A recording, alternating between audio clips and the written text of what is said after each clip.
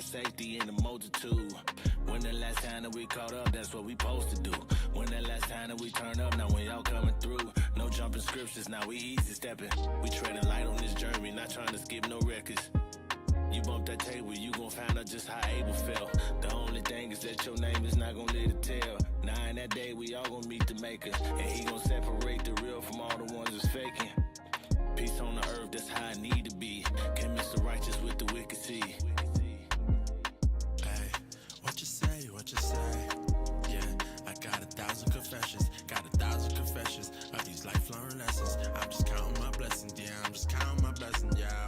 Took off my old shoes and put on new shoes. These the Matthew 11, so let me walk through. Can take advice from the reverend, that nigga lost too. Said that you can get into heaven without the laws, you sounds stupid. Exercising your demons ain't making you fit. Exercising your demons, they up in you fit. When ain't nobody around, how do you get? Sometimes I think back to myself like, what would I do? Your exes text you and hit you, told you to slide through. Would you hop in a car, get on the highway? Or would you stick to the laws and do the right thing? The nigga in me telling me to do it. The spirit telling me that nigga stupid. The nigga telling me don't listen to it. The spirit telling me to have restraint. Don't be a backstreet boy, you gotta be in sync. Don't make it complicated, be like the app store. Just have some application, cause you don't want your demons to go ahead and go demonstrate it. I meant demonstrate it. Or however you really wanna say it. Wisdom starts to kick in like a drug to an addict. If I go back to the drugs, then I might turn up an addict. If I go back to the club, then it might turn to a habit. Then they might just hit you up like we ain't seen you in this earth. I don't wanna go back, no, no, no, no. So I gotta stay fervent, gotta stay discerning. With that being said, if I fall back in my sin, then what happens after that? Then I guess I deserve it. Guess I deserve it. Yeah, guess I deserve it.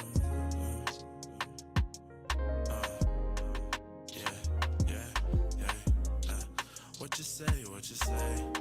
Yeah, I got 1,000 confessions. Got 1,000 confessions of these life-learning lessons.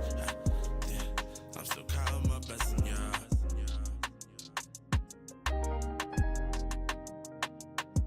We did it. Woo. Okay.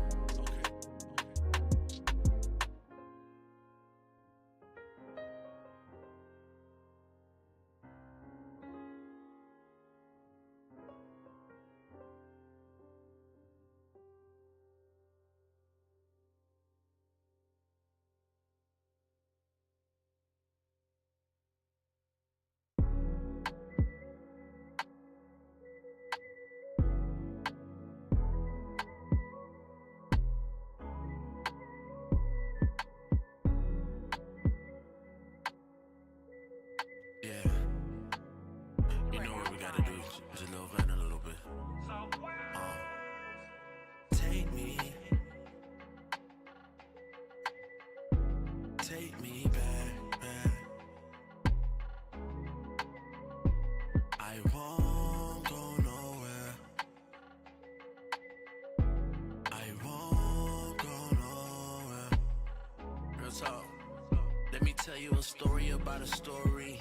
You see, this boy grew up but not maturely, and the way he lived wasn't according. The way he walked wasn't a sure thing. He never had an idol but had idols. Yeah. He believed in God but not the Bible. Yeah. He resort to violence instead of violence. He would rather sirens over silence. Always cop the 9 and not the knowledge. Nothing good ever about it. Until he asked, take me. Take me back. I won't go nowhere. I won't go nowhere. Show me that you never left me. You always there for me. Never neglect me.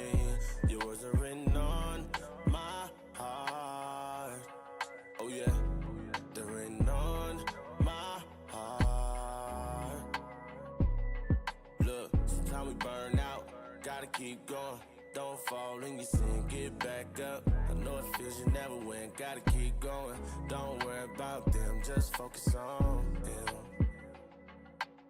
If they don't learn to repent, they gon' burn in their sins. So when I'm stuck with the lies, I say take me back. Who yet? Who yet? Take me back. When I'm down in the lies, I need you. I won't go nowhere.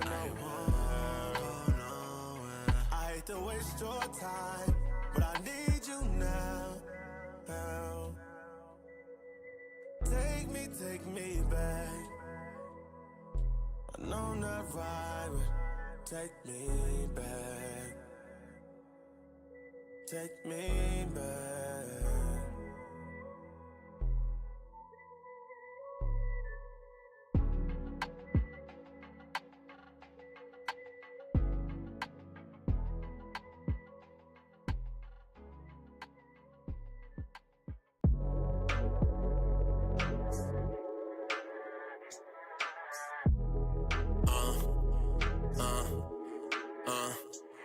Yeah.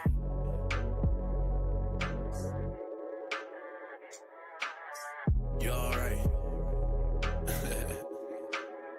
Look, music sound good, so they all vibe to it.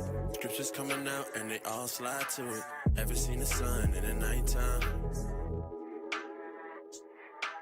Music sound good, so they all vibe to it. Bullets start hitting and they all die to it. Meddling your sins and you might die. Yeah, look. When I put on my fringes, I lost all my friends. Not trying to be different, just trying to make a difference. They hopped in the Benz while I did my father's business. I'm keeping the distance, but I'm still going the distance. I'm all in the scriptures, then they still popping prescriptions. Nah. They call it a Saturday, I call it a Sabbath day. They call it a holiday, I call it a holy day. They call it their birthday, I call it the worst day. They gon' hit the club, everybody looking thirsty. Yeah. Vibe with me, she say vibe with me. I said nah, she say why? Cause I got a wife and I'm fine, Brittany. She say we can go and hide. I said nah, I said the most high. She say shut up boy and come get high with me now. Vibe. They said they got that loud, we could smoke on volume. I said nah, they say how come? Cause you sound dumb and it comes in the volume. No matter how you try to run, he can find you. And that's real talk. But music sound good, so they all vibe to it. Scriptures coming out and they all slide to it. Ever seen the sun in the nighttime? Yeah. Music sound good, so they all vibe to it. Bullets start hitting and they all die to it. Meddling in sin and you might die. Oh yeah. Gave up chasing hoes, gave up splitting switches. I wanna live righteous, they wanna live wicked. She wanted my last name, I want nothing with her. She wanted my baby, I want out the picture. You live in theology, your life is a fairy tale. I live in reality, my life is a living hell. Your name must be April, where you take me for a fool. I never finished college, but I study with the Jews. The Jews show me something, they say never follow women. That's how do your calamorous, always in the cameras. You stay in the mirror like, how this make my booty look. We can't never leave, cause spiritually you hold us up. Right with me, she say right with me. I say no, she like why? Cause I got a life and I'm fine with me. Now I know, cause this mean I woke. I'm not down with you, gotta go. Is it only me? You sound like Britney now. I'm bold, like I'm all in black. Ain't no small thing, like I'm all in caps. Cause I'm with you, I'm with you. I'm bold, like I'm all in black. Ain't no small thing, like I'm all in caps. Cause I'm with you, I'm with you.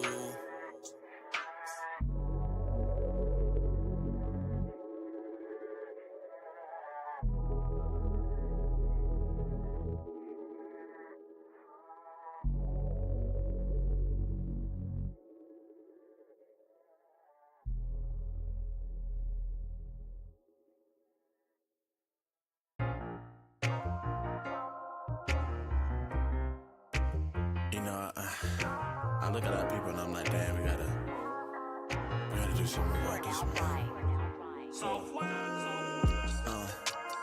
They can't keep that sin up out their system. They could put a Henny in their system, not in a good way, but in a hood way. Or I should say, IDs. At least we out here in the private streets. Some believe in Socrates, we bring prophecies. Damn, or am I too late? They don't believe in God, that's what a fool say. I'm speaking truth, I got proof what the Jews state. Ain't no pastors come around speaking things that's soothing. How you is out here on a Tuesday, still putting work, yeah, even on a Tuesday. But you say, straight up, know what they talking about. 3 in the morning, get it popping in the popping like it's on now. Everybody tryna listen to their favorite song now. To the most high, come around with a late up, know what he talking about. 3 in the morning, niggas popping in the parking lot, it's on now. They just wanna listen to their favorite song now. Till the prophets come out, yeah, we gotta lay the scripts out. Know what I'm talking about. Pulling every scripture in the Bible, yelling, bring it out, it's on now. Everybody wanna listen to their favorite song now. Till the prophets come out and cry aloud. How you looking, boy? Why you looking so crazy? Product of the street, got you trapped inside a matrix. You stay in the split, got us wondering who raised you. We don't talk about it, we just know about them cages. Johnny 32, gonna show you know your name is. Run up on the crew, we gon' show you about them slave ships. You say that you Christian, but you live your life a pagan. And you say you righteous, but your girlfriend name is Nathan. What? That's a lot to take in. We up early Saturday morning, show you laws you breaking. See your pastor teach for dollars, he ain't show you Nathan. You should treat him like a spray tan, cause he faking. Wisdom cried in the street and we ain't seen him. Treat him like the policeman, we ain't seen shoot. We ain't sweating when they leaving, we don't need them. Breaking doctors like a lease and never keep them.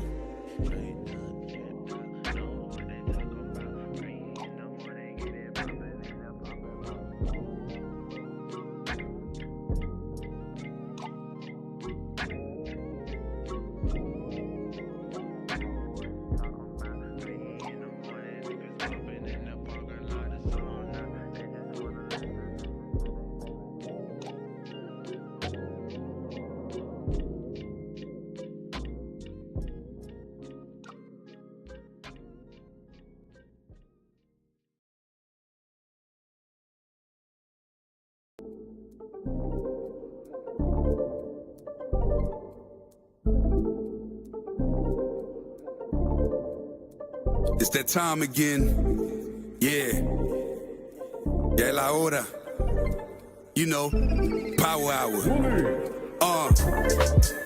Ponle atención, class is in session. Tune in for an hour, maybe more, that's a blessing. Learn from the captains and the leadership. Flee from religion, cause them churches never teaching everything you learn for your benefit. Line upon line is a requisite. Never take a deficit, yeah, that mean you take a loss if you stray from the way. You get the understanding if you study every day. Apply what you learn and bless when you pray. There's one interpretation, man, it say what it say. Ya viene el tiempo, entra para el templo. Aprende del maestro con talento. La Biblia es el centro, usando a Israel como instrumento. No te pierdas en doctrina como viento. Estudia y ora y aplica. Tiempo para Dios, ven, hace una cita. Escritura dinamita, morenos y hispanos israelitas. Oye cómo explica Israel unido en Cristo para la vida, nunca se divida. Tune in, it's the power hour. Learn your family history, don't be a coward. Yeah, tune in, it's the power hour. I said learn your family history, don't be a coward. Yeah, history to learn, it's the power hour. The 11th hour. Tune in to your history, you know it ain't no mystery. Power hour, the 11th hour. You gon' learn your history, 11th hour. Power hour. Shalom, shalom. Welcome to the Power Hour Plus. I am Deacon Yashua, and we have Officer Shia with us. Hey, shalom, shalom. Officer Asher. Shia? No, Officer Asher. Remember? Shia? Shia got the dad bod. Asher got the fit bod. Fitish. Fitish. Yeah, I got a little. Yeah. I don't know. He needs some milk. What the finger test on the breast. Oh shoot! No, don't do that. That's Don't where do If that. it's 2 Nah, fingers or nah. more, Nah, don't do that. Don't That's do where that. he's gonna if feel you at. if you can lift it with 2 fingers or more. Yeah, yeah. There's D. some muscle there. Yeah, we good. We good. We good. We good. We No, good. no. Hey! One That's finger's weakness. acceptable. If 2 fingers fit under, There's some fat there. yeah, Okay, yeah. okay. So like we if you good. so if We you can good. lift the bottom chesticle, Right. Uh-oh. that's. Don't try to hide it now. I think we good, D. He I tried think to we I hide don't it. know what He he tried was- to get I don't know lower what in he the was doing seat. like Yeah, I this. don't. Was it supposed to? He be? looked like them little kids that be exercising that you see on the internet. Right. Oh shoot! Damn. But yeah, we in here. We in here. We are in here. So we got Officer Asher. Who else we got? Officer Hope. Hope. Did I say it right? Hope. Hope. Hope. Hope. Hope. Hope. El libro de Hope. Liberal Hope. Hope. Praises, man. Or Yob. Yob. I don't like that. It's Get too a close to yob. job. There's no. There's Get no, a Yob. Yeah. no J in the I Hebrew. don't like that. No J in the Hebrew. Yeah, that's the Hebrew. No J in the Hebrew. Yeah. That's what I It's heard. Yob. Hope. No J in Spanish either. Dang. Like when they're speaking English. It's like an J H. is Y. Is it? Yeah. it When is. yeah. The baby bottle I didn't pop know that. test. Yeah. That's And Y is racist. J. Okay. Yep. It's the New York Junkies. Crazy. It's the Junkies. The junkies. The young junkies. Confusion. And of it's Yoni. convicts. It's Yoni Science. Yes. Who that?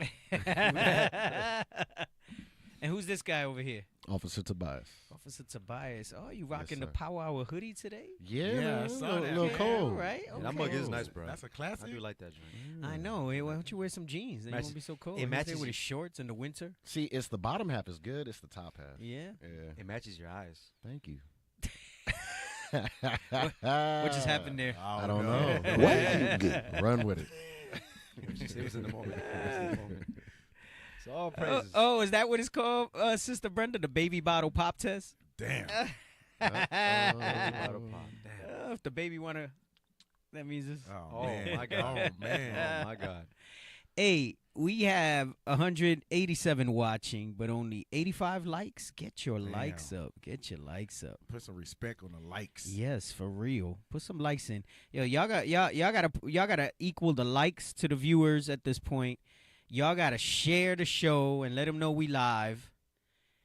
Cause it took a lot of discipline for me to come and do the show today. Yeah, man. So go ahead, get them likes up. Comment, please. Nah, comment. man, I'm telling you, I was like, damn, man, I feel so tired. Mm. You know, my stomach bothered me like a little bit. You know, not like crazy, like people been like real sick with Right, this stomach right. bug, but Mm-hmm. you know, past few days stomach bothered me a little bit, and I was just, you know, I'm gonna do the David Goggins, you know, and then I was thinking about it, and then I realized I was just being a bitch. There you go, D. David, There you David go. Goggins. I said, let me do the David Goggins. You know what? Right. Nothing, because I'm not a... Stay hard. I was going to do it, Stay but then... hard. Yeah, hey, that No, dude- no, that and then dude I go was hard, thinking though. about it. You know, I'm telling you, I was so close to no just be didn't. like, yeah. And then I was looking at the time because I know Nathaniel comes from like an hour away. So I was like, damn, I said, if I'm going to call it, Damn, I he's don't want the already here. brother to be on the way.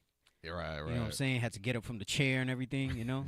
Damn, so you was this close. You want to go make it? I'm telling you, man, I was thinking about it, and I had to examine myself. I said, I'm not sick. I said, I don't feel 100. I said, but I'm not sick. Right. Mm-hmm. I said, I'm not sick. I said, people probably not gonna tune in because usually when we come off an off week, Mm-hmm. like people don't tune in. Takes a little bit. Yep. So I was just like, and then I said, you know what? And then my wife said something about Bishop Nathaniel saying something. She didn't get the quote right, but I was just thinking. I said, hey, I said, I'm not. He says he's not always motivated, but he's always disciplined. Right. I said, Right. I said, damn, I can't talk crap about discipline, and I don't show up. That's some good stuff, man. Damn, the wife was a pillar of rest at that moment. So I said, let me show up. Nah, she probably just want me out the house. Damn. I want to see you live, puppy. Hey, Sister Brenda, you right. I was just thinking about the shadow banners because I was thinking even Bishop's Sabbath class usually gets like 60, 70, 80,000 views, and it's been like in the 40s. Mm. Like you could tell when they're like pushing views down and stuff like that. So Right. even us, like we dropped a 2-part class that I did over the feast days, Mm-hmm. and it hasn't had a lot of traction. Not like it normally does. Yeah, not like it normally does. The show, like normally something drops and it's just boom. So- traction. Oh, I don't know why I always feel like that thing is emphatic. Like, do you have levels on the bell, Benson? Right. No, sir. Oh, okay. What's up, Benson? I want to ask, how many likes are you seeing right now? Hold on, let me refresh. Like Facebook, the Facebook movie, I see 156. Okay. So they let it catch up, because I was about to say maybe they're showing y'all something different. No, I refresh. I Okay. refresh. I I got you. refresh. Because it has done that before, where like I'm on the studio and I can see the live likes, but what they're allowing them to see is something totally different. Right. Oh, someone says Shalom family. I got the cup, but I didn't see the shirts. Shirts is coming. You know, I gotta try to get some of the other radio show merch up, because then people gonna be like, "Damn, why you only putting the power hour deep? Why you only putting the power hour stuff?" So, you know, and I know everybody has their favorite show, so I gotta I'm gonna start doing the merch on that. But what does someone say? I noticed, at least for me, I haven't been getting notification when the shows go live lately. Wow, that's crazy. That's interesting. War, man. Yeah. You might gotta press the bell so you can see them coming in, Yeah, Alvin, yeah. if you haven't done that. Yeah. But we'll see. Lord's will, the scriptures energize me. Oh, you go. And I can get. You're gonna be good. usually does. You're gonna be good. I can You gonna get be good. going. I can get going. Spirit gives But it's us wild, because like I don't feel like I know the difference when I'm like really run down. It's just more like, you know, Yeah. it's cold. You know, well, at least cold for us. Right. It's like 50 degrees outside. It's about 59 right now, so that's a little brisk. Yeah. Never thought. I know. When it's like 48 in the morning, I'll be cold. Facts. I'll be there with the heater all on my feet, because that would get cold the most. My feet. And my ears. Yeah. Yeah. Crazy. I don't know. My ears is fine. My ears is fine. My head's usually fine. It's my feet and my legs, man. They be freezing. Yep. Yeah. So it's cold for us. But I don't know. I just think it made me kind of like, you know, I was thinking of the couch. And like I don't even watch anything. TV be watching me a lot of the times. Right. Yeah. You know, sometimes I stay awake to watch something. You be on the couch. Hell yeah. I was trying to watch a movie with my daughter last night, and like she laughs because she just be looking over at me, and she'll be like, "Yo, you awake?" And I'm just like, I'm just training her up for like when she's married, so she knows what to expect. Right. That's facts. My dad used to do that all the time. That's how it be when you're married. Yeah. The man usually conk out is what when it the is, movie man. on, right? Teacher when they're young. What it is. Right. Yeah. Oh, and the device said it's freezing. It's not freezing. It's freezing for us. We desert people. Yep. I tell you, I can't believe I was a New Yorker at one point with. This is true. Because it'd be real cold over there. Snow. It's Yeah. You hitting snow, negatives cold, down there. wind. It's Right. crazy, bro. It'd be bad over there. But yeah, I'll be cold. I even got like a pair of gloves when I walk my son to school in the morning. That's funny. That's next level. I got a pair of gloves when I walk up to school. It's crazy. Yeah, that's funny. Yeah. It gets well, I mean, if you consider that cold, I think that's cold for us, like 40s in the morning. Yeah. Yeah. You up real early, Yeah, so it's you like feel 30, it. 35. It's like 36. 35 when you up, right? Yeah. Because what, you hit the road, you wake up like at 3? 3 to 4, yep. Yeah. So, you know, I'm up like between 6 and 7, so it depends. But Yeah, it don't be that bad. it be, it's 45s. cold, bro. It'd be cold. It'd No, be but I cold. mean, you know. compared It's to- still, I don't know. This winter is a lot warmer than it typically is, though. Yeah. Yeah. I'm loving it, bro. Yeah, this is. loving it. Princess Core, you just like the drama. She said, yes. She said, it's Yeah, power. that's Israel. She said, power and fix your face. She said, because y'all people, y'all call people out for the BS, like the sugar in the milk. Damn. Don't get me started. I'll do an hour calling people out on their Right. BS. Hey, what's the scent of the night? Let's get moving. Hey, if you do not have it, you must go to the top of the screen and order it now. But the scent of the night is, let's go ahead and look at this. Forgot my glasses. Vanilla sandalwood. Vanilla here? sandalwood. Look at this. Yeah. The bottle's made I like nice. any of the vanilla stuff. Yeah, the vanilla's fire. Nice, Yeah, the vanilla's nice good. stripper I'm and rocking everything. cherry tobacco. Let me- hold on, That's some a more. gem. That cherry tobacco is just awesome. A staple. some Yeah, on that for the thing people. is great. A little bit. It just takes a little bit. Rub it through the beard. Smooth. Oh, look at him. Look at him. Refreshing. Don't be looking at us. Look at him. He rubbing it through the beard and all that. Yeah, I'm you trying know? to show y'all it's not hard. Oh, come on, y'all. There's 268 watching, but only 187 likes. Let's get the likes up. Hey, sound off. Where you tuning in from? Sound off in the chat. Yeah, where y'all at, man? Or post up. Oh, there's Ruvain. Shalom, Ruvain. Hey, Welcome to the Ruvain. Power Hour, Ruvain. Que lo que? Right. Yeah. Okay, Ruvain. Let's see where everybody tuning in from. Let's see what's up. Hey, and let me see what were some of the links I had in the chat while we letting people chime in. Shalom, he said. We gotta go over some health stuff. Okay, OKC's in the house. Columbia, South Carolina. Columbia.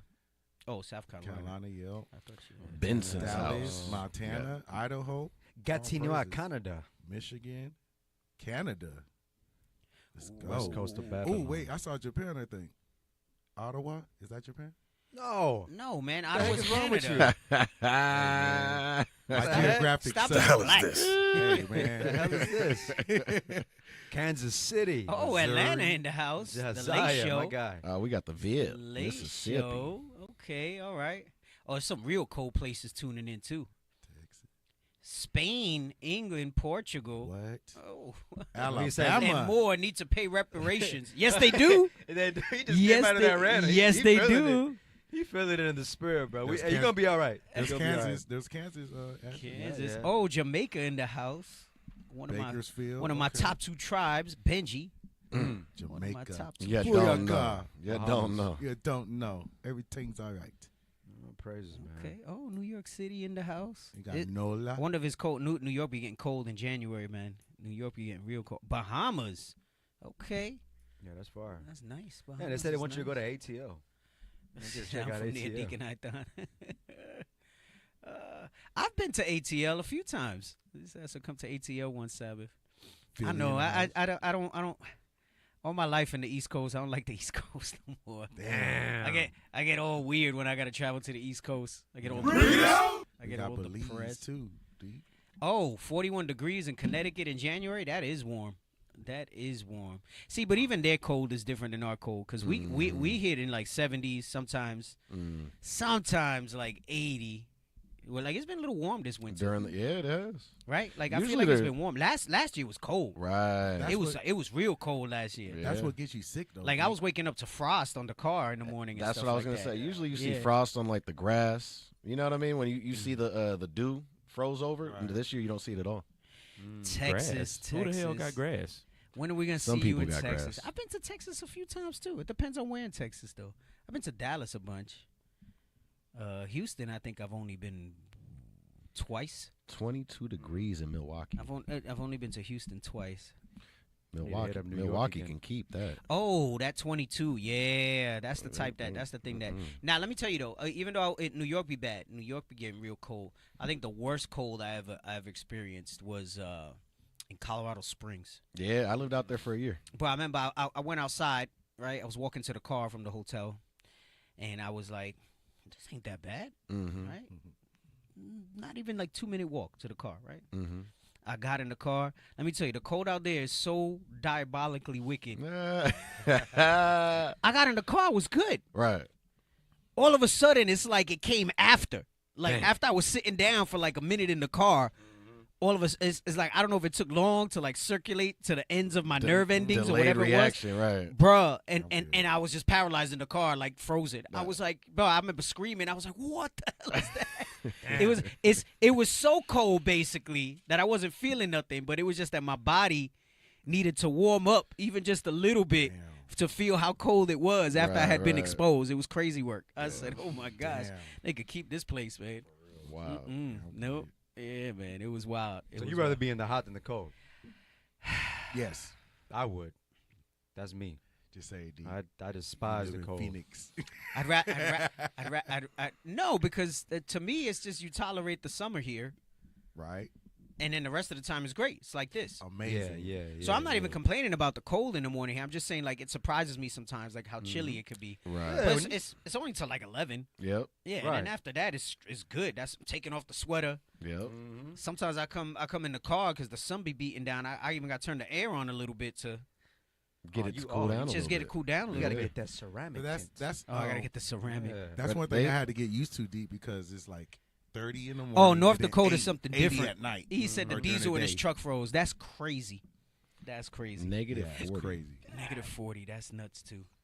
Hey, what do we got in here? Let's see. Let's go to the health piece. So today we're gonna continue because we've yet to finish the remnant of our people. Today we're gonna. So it's kind of cool because I was showing the brothers the template to my notes, and like you would think that it could just get done in like one little class. It's not a lot. Like you took the snapshot. Right. But we were talking before the show how like, that's how the spirit rolls sometimes, and we ad-lib a lot of scriptures that might not have come to mind in the template, right? As we dialogue and stuff like that. So, I've been thinking. I even I watched Deacon Ithan's Sabbath class last Sabbath, I think it was, that he taught. The Gentiles. And I was just trying to say, I mean, Deacon Ithan was like one of my first. Him and Asaph were like one of my my first major teachers, but Ithan more because he lived in the Bronx and. He wasn't too far from me either, so we used to kick it a lot. And I used to have him over to the house often to teach us on Friday nights. And then when we started going to camp together and all that stuff like that, so he was heavy into teaching us a lot of Northern Kingdom stuff early on.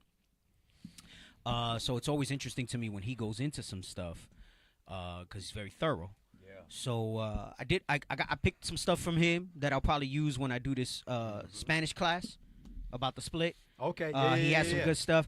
I thought he was going to go a little deeper. He went into the Atkinson's casket book, but I think he had to rush through it because time was running out. Yeah, he's got. We've gone over that on this show. I think we did like a 2-parter on it. Yep, Solomon. Yeah, we might have to run it back. I don't know when was the last time we did that. But he brought that out about Solomon and his journeys, and he said he's going to do part 2. I think he had more to go into. But some of what he brought out made me think of some things too, but I said, you know what? I said, I thought he was going to go heavier into Hosea, but he kind of just... Yeah, he kind of skimmed through Hosea 1. Yeah, he just kind of went like through the the one surface. that he was going Yeah. into. So more so the historic side of it, right, it seemed like. Right. I thought he was going to go deeper in it, but it was good. It made me think of some things too that I can kind of throw in to the mix as well. So we're going to continue to talk about that. That's why you'll notice that nation from within a nation piece has still been part of the topic. And remember, that was inspired several weeks ago because I was thinking about, right at this point, the only countries in South America that we haven't gone to is the middle, the landlocked, right? Yeah. So Bolivia, Uruguay, and Paraguay. And Paraguay. I'm trying to say it so they can understand it. Oh, Paraguay. Yeah. Sorry. Yeah. For the that's the same thing. Paraguay. No, Paraguay. Very similar. Paraguay. Uruguay. They're going to be like, So huh? fast. What? Where's that? Japan? Right. Okinawa? Shit. He thought Ottawa was That's how you say it, Okinawa. I take He that. thought that was Oh, Mr. shit. Miyagi Yeah, tuning man. in. He said Wax Ottawa. on, wax off. Venezuela. We haven't And hit it, but Venezuela as you because said, we though, can't. So as for you the most said. part, we've touched everywhere that we possibly. I mean, with Guyana, leadership has gone there before, and we got a camp there. And Brazil, right? And Brazil. But we've covered a lot of ground so far.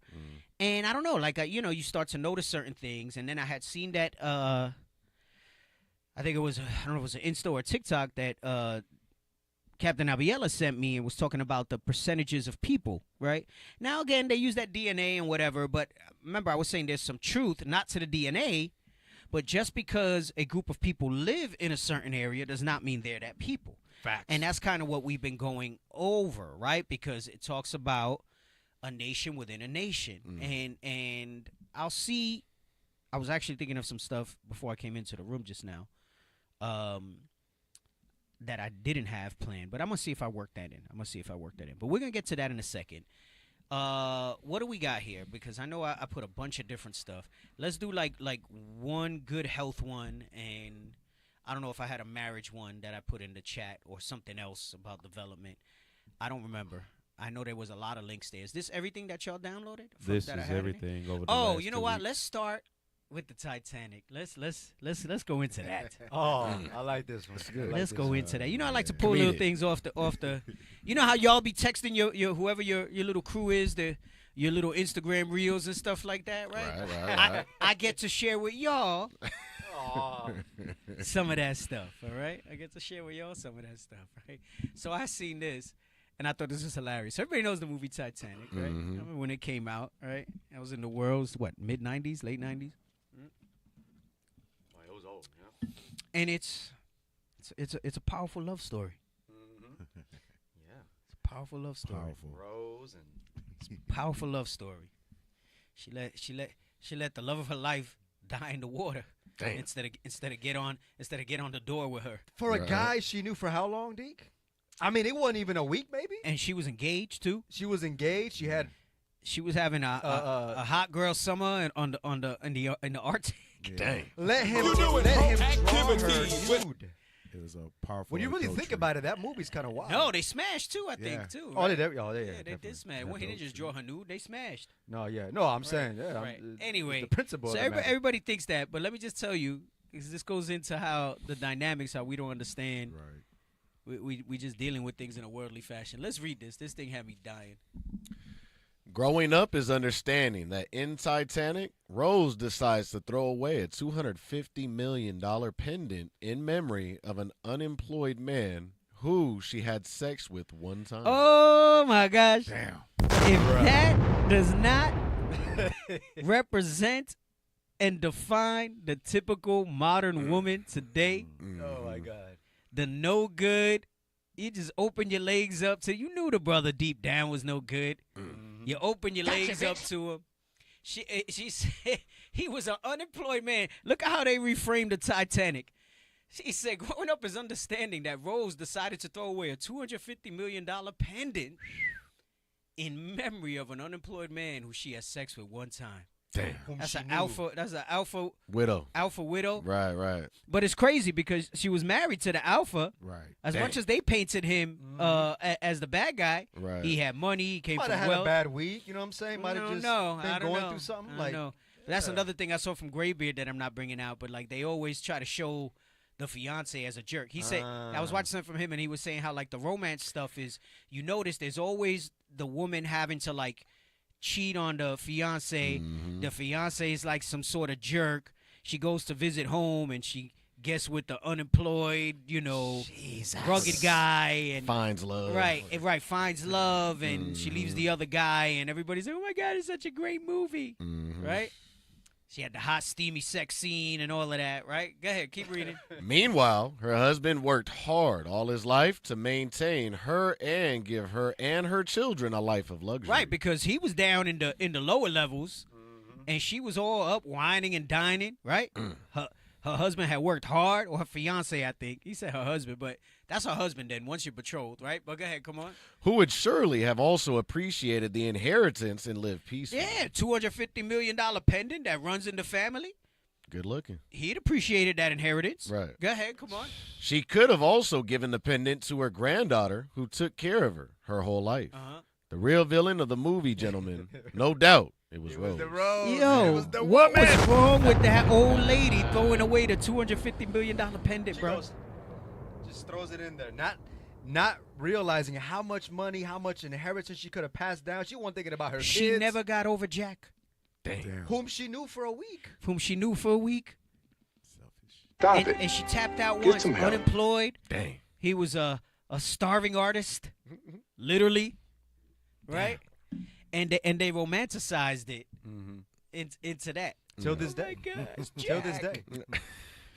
Oh my gosh, Jack. To this day. Hey, Deegan, I have a scripture for this. if Go you ahead, don't mind. bring it out. Can you please read Sirach 42 and verse 14? So, as we see in here, Rose, who was a woman of prestige, reputation, she should have some morals about herself, right? Watch this. Read that. The book of Sirach, chapter 42 and verse 14. So, Sirach means wisdom. Jesus, who wrote this, is about to give us some wisdom. Watch this. He beat the Doonies and died. Damn it. He beat the Doonies and died. Yo, Yeah. that's what happened. Read it. Better is the churlishness of a man. Because churlishness goes into wickedness. It's better for the man who is churlish, and everybody knows he's wicked. So you expect certain things from the wicked man. Just like you was talking about, Deke. You expect a bum to do bum things. You expect somebody who's wicked to do wicked things. Then what? Then a courteous woman. This woman, Rose, is supposed to be courteous. She's supposed to have some kind of morals about herself, some kind of authenticity and etiquette about herself. Go ahead. A woman, I say, Uh-huh. which bringeth shame and reproach. So this woman, who is supposed to be known for her courteousness, brought shame and reproach to her whole bloodline. I mean, think about it. That $250 million pendant could have changed the lives of many of her generation. Right, because if I remember right, he was alive, right? She tried to hide from him, right? And did she take Jack's name? Is that what's implied at the end of that movie? I don't even remember. I don't remember that. But I think he was alive looking for her on the dock, right? And I think she took his name and all that. But anyway, she wound up having some kids and it wasn't with him. Dang. That's the point. Because I think there's a scene in the movie where she had multiple kids. So I've never seen The daughter. Titanic. I think. Yeah, I think that she had like a daughter. or yeah, something. man, that thing was a phenomenon. Everybody loved that thing. I heard a lot about it. Never seen You it. never seen Titanic, bro? Never seen it. What the hell? Have you seen Brokeback Mountain? Oh No. shoot! No, I've okay, heard of the good. title though. It's just testing you. Okay. Why are you gay? What are you getting? Oh Yo, my that's funny gosh. though. That's pretty crazy when you really look at it. Oh, that's what she said in the movie. Okay, all right. Sis said the fiance killed himself after going bankrupt when the stock market crashed during the movie. Right. But damn, she threw away the inheritance. You could have left that thing to your kid. Right. That's the emotions of a female. A I sister. loved him so, but he beat the His duties spirits. off that thing, boy. Right. He hit that thing so good one time. Technically, Jack didn't lose the pendant either. It's in the ocean where he's at. Damn. Damn, nah, he ain't there no more. All the animals ate him. Yeah, he's bones. He's not even the bones. I don't think he's around anymore when that happened. Been a long Right. time. She took Jack's name. Oh, Ruvain, no. He loves that story. Oh, Yeah. Bang, bang. Yeah. well, we watching tonight. Man, He's like, what we whatever watching tonight? whatever it was, that she should it just go to show you her mindset. Oh my gosh. That thing is crazy. It's nuts. Anyway, what else? What we got for health? And then we're gonna get into the topic. What we got for health? What we got for health? I know there's a bunch of stuff that we have for health. What does he say? Wait, can you like screen me before you watch it? What is it? Oh yeah, that is good. That is good. I like that. All right, let's play this. So y'all know I'm always talking about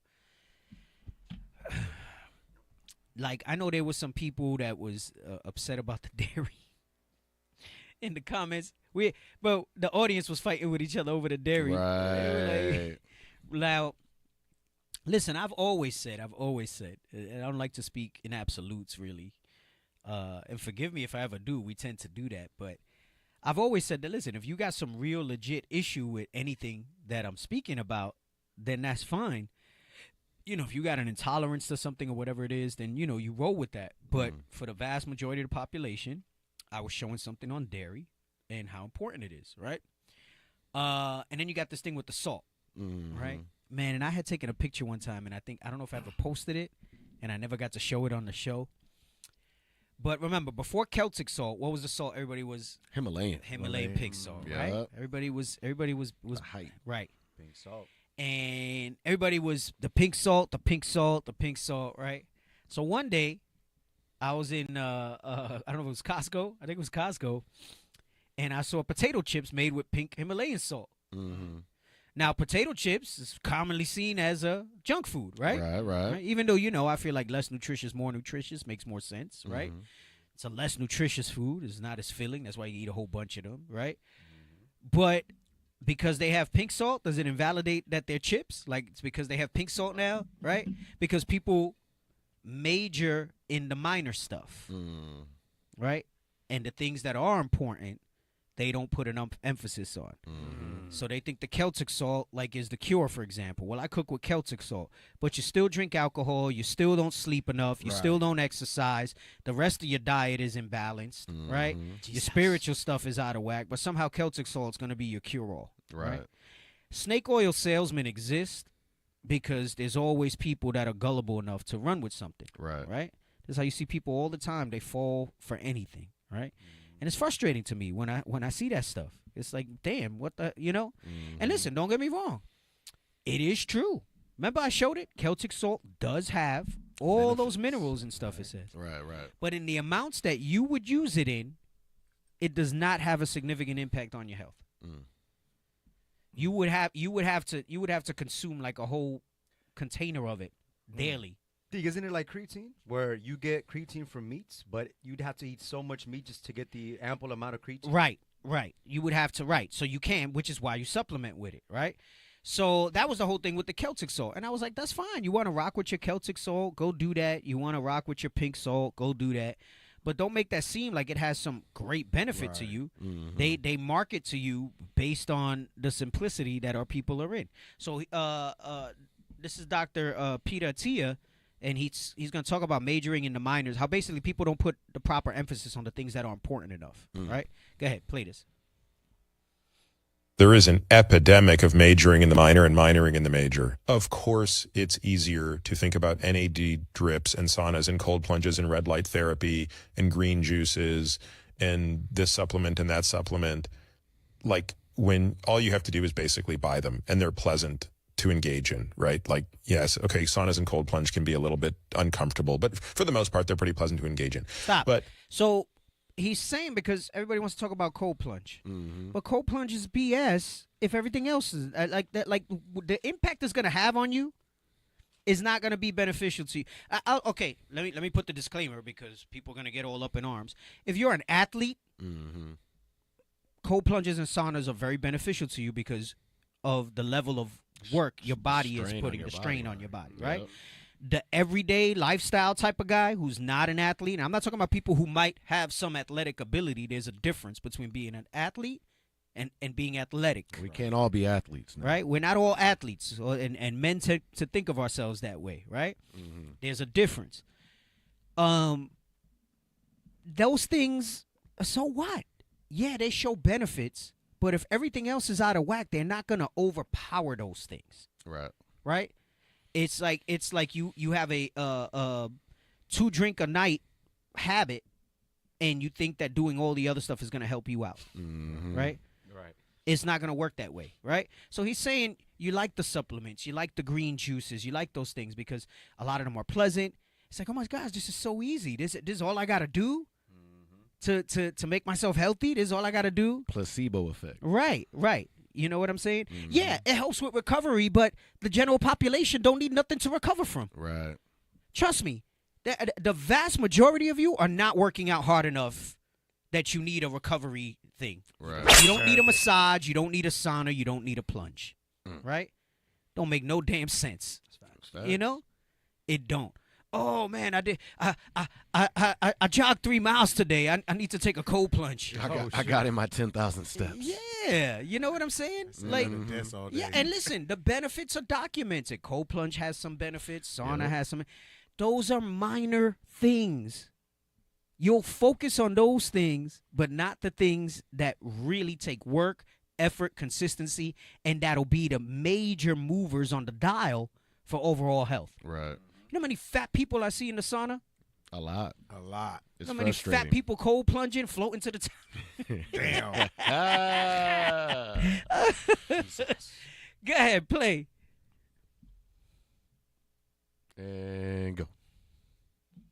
it's actually kind of a pain in the butt to like work out and be mindful of your nutrition. I mean, that's hard, and minimize the amount of alcohol you Stop. eat, and You know put your something? stupid.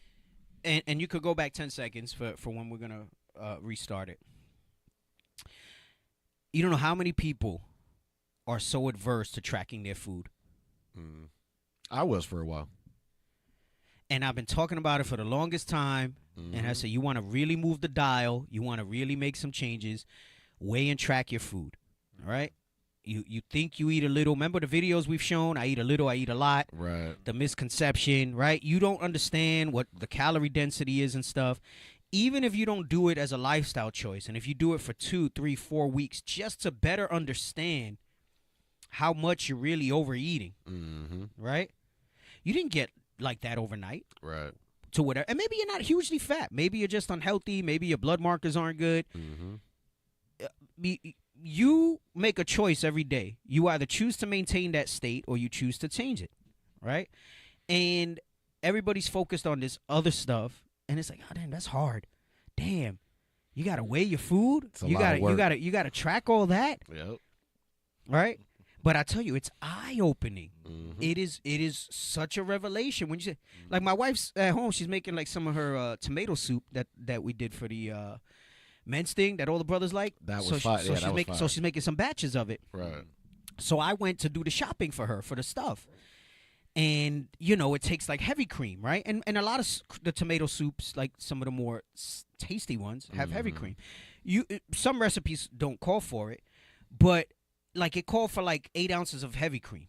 And I was like telling her, I was like, damn, that's a lot. She's like, nah, it's just a drizzle on the top. I said, the recipe said 8 ounces. She said, oh. I said, do you know 1 tablespoon is 5 grams of fat? Damn. So 1 tablespoon, I want to say, maybe I'm off, is roughly an ounce, right? So 8 ounces 40 grams of fat. is 40 grams of fat Yeah. in an 8-ounce cup of heavy cream. Right. So it's like, damn. And then fat's 9 calories per gram, right? So that's 320 calories, right? 9 times 4 is 32? Yeah. Or is it 36? Did I get it wrong? 9 times what? 32 or 36? 9 times what? 36. 36. 360 calories. Right. I'm looking at this guy like he knows. He's I'm not not a- listening. yeah. I'm sorry. 360 calories in a cup of that. Just that. But you wouldn't know if you didn't track it. That's the point. But you wouldn't know if you didn't track it. The labels are there for a reason. All that stuff is a reason. Nobody That's wants just to the- look at it. That's Nobody just wants the to. heavy whipping cream. Yep. Then, once you get to a rhythm of tracking your calories and so forth, it becomes like second nature, and it kind of just, you don't really think about it like that. And you can identify things a lot easier. Like after I started doing it a while, I could identify what puts fiber in my diet. That's what you know, happens. And then sometimes you don't have to measure because you can kind of tell. Like you start to know, like, okay, yeah, that's about this many grams of rice. Right. That's about, you eyeball it and you're pretty accurate. You know what I'm saying? Like you kind of get it, but you can't get there if you don't do that.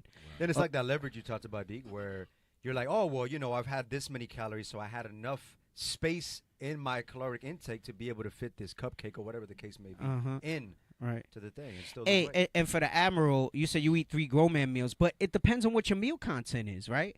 So maybe for you, with the type of foods that's available where you're at and what you're eating, because 3 grown man meals here in the United States is like, is like what, 3 Big Mac meals? You know what I'm saying? 3 Whopper meals. Is That's the a grown lot of man meal? calories. Is that like the TV dinners? I think he's just speaking. No. He's just saying like he eats 3 three big grown meals a men day, meal. Okay, right, and right. like again, you can eat. Remember, we've done the things where we show on the screen. Remember the muffin and the frap, Yep. Right. and then like the 3 plates of food. Mm-hmm. Right, 3 grown man meals was actually less calories than a muffin and a frap. Right. Right. So again, if anything, that statement proves what I'm saying. We don't understand the caloric density in our stuff. So some of us, by accident, because of the food that's maybe available to us where we at, We're eating in our calorie. we're eating in our calorie thing. But most of us aren't. Right. Because if you're not happy with what you weigh, how you look, or whatever it is, there's things that you got to do. Right? I just don't understand. Like, do you drive? I mean, I'm going to kind of like slap myself in the face with it. But do you drive and not pay attention? Right? But the reality is, right, you pay attention enough so that for the most You don't part you drive crash. safely, Right. right? Right. Yeah. But you don't drive blind No. No. Right. just by feel and, well, I know where it is. Because you don't got to look to know where the steering wheel is, where the accelerator and the brake is, right? You Right. know all that. But you damn sure got to pay attention, or else you're going to miss your exit, or else you're going to miss the signs or whatever it is, Yep. right? I know a lot of people can't drive well, and those are the ones that are all erratic. But for the most part, right? So why would we think anything else in life is different when it comes to that? Whatever your job might be. Like, I know some people do the bare minimum, and they do it on autopilot, but there's some level of awareness. But so why would we just mindlessly stuff our faces without any type of care for our diet? Right? Don't make sense. It don't make sense. Go ahead, play. Kind of a pain in the butt to like work out and be mindful of your nutrition. I mean, that's hard. And minimize the amount of alcohol you eat and put your stupid phone down and like actually pay attention to the world and go to bed on time and get up on time. And those things are hard. Now they move the needle greatly, but they're hard. And I think we are all humans, and we all tend to gravitate towards things that are easier. It's easier to get a massage than to do a workout, right? It's easier. And so therefore it's easier to pontificate on which style of massage is the best. When in reality, it doesn't probably matter nearly as much as what you're doing to get sore enough to need that massage in the first place. Oof. Shots fired. Damn. That's bombs right there. So pontificate means to express one's opinions in a way considered annoyingly pompous and dogmatic. Oh, you mean like the people with Celtic salt Right. and the non-dairy and all of that, right? Right. It's crazy.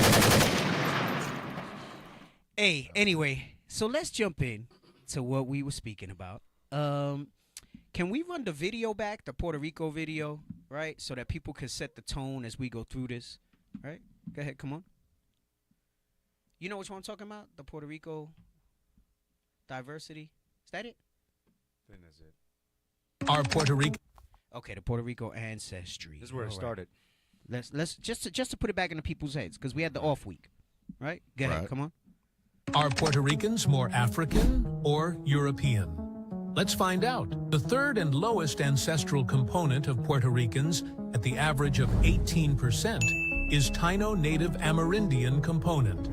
As we know, Native Americans crossed the Bering Bridge from Siberia into Alaska and populated the Americas.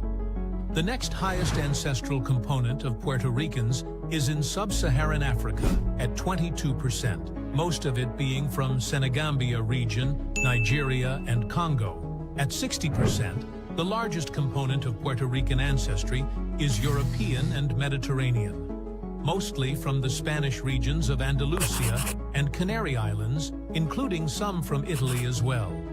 Because Canary Islands have North African admixture, due to Guanches and Andalusia region, due to Andalusia Emirate, and due to a number of Sephardic Jews conversos going to the Caribbean, a part of this ancestry is North African and Middle Eastern in origin. Click the link in the bio now that you know. Right. So Are Puerto Ricans? I was saying, as far as the DNA goes, right, and they could take those percentages, whatever. Remember, their source DNA is who the world accepts as those races today, right? So if they're going to go ahead and get some Andalusian DNA, they're going to go and say, notice when he put the North Africa up, he put a light-skinned, like Middle Eastern person, right? We know that those were not the original inhabitants of the land, okay? Same way that if they look for what they call Jewish DNA, they're looking for those Sephardic, they're looking for those Khazar-type Jews, the Herodian line, and they're saying that's the DNA, the source DNA. So of course we're not going to match with a lot of those people, right? But where I do agree with some of this, based on what the scripture says, because of the scattering, is that you're going to go to these places, and we're not saying just because you're from that country, that means you're right. Just like it's not all Africa. Remember, there was a time where we were teaching against Africa. But Bishop in the Spirit said, hey, no, there's a remnant there that we got to speak to as well, right? There's a remnant that we got to speak to in East India, right? There's a remnant that we got to speak to in Turkey. There's Afro-Palestinians, right? And if you want to call them Afro, and again, that's the modern term. What we really mean when we say that is the ones that have Israelite descendancy. That were scattered there. In these places that were scattered there. That's right. So you see that in the diversity as we've traveled, that not necessarily just because we're there does that mean all of them are called. Right? It's a remnant that's being looked for, right? It's a remnant that's being looked for. So you have so much that the scripture has taught us about this, but a lot of times we don't concentrate on it. You had that other map to show the other areas in Africa. Come on. Right? So we were looking at that, right? You have the Dahomey Jews, right? You have the Levite cities. You have Beni Ephraim. Beni Ephraim. Wow. In Africa, Deke. In Africa, right? So you have these different areas that have these names. Why? Because once upon a time we were there.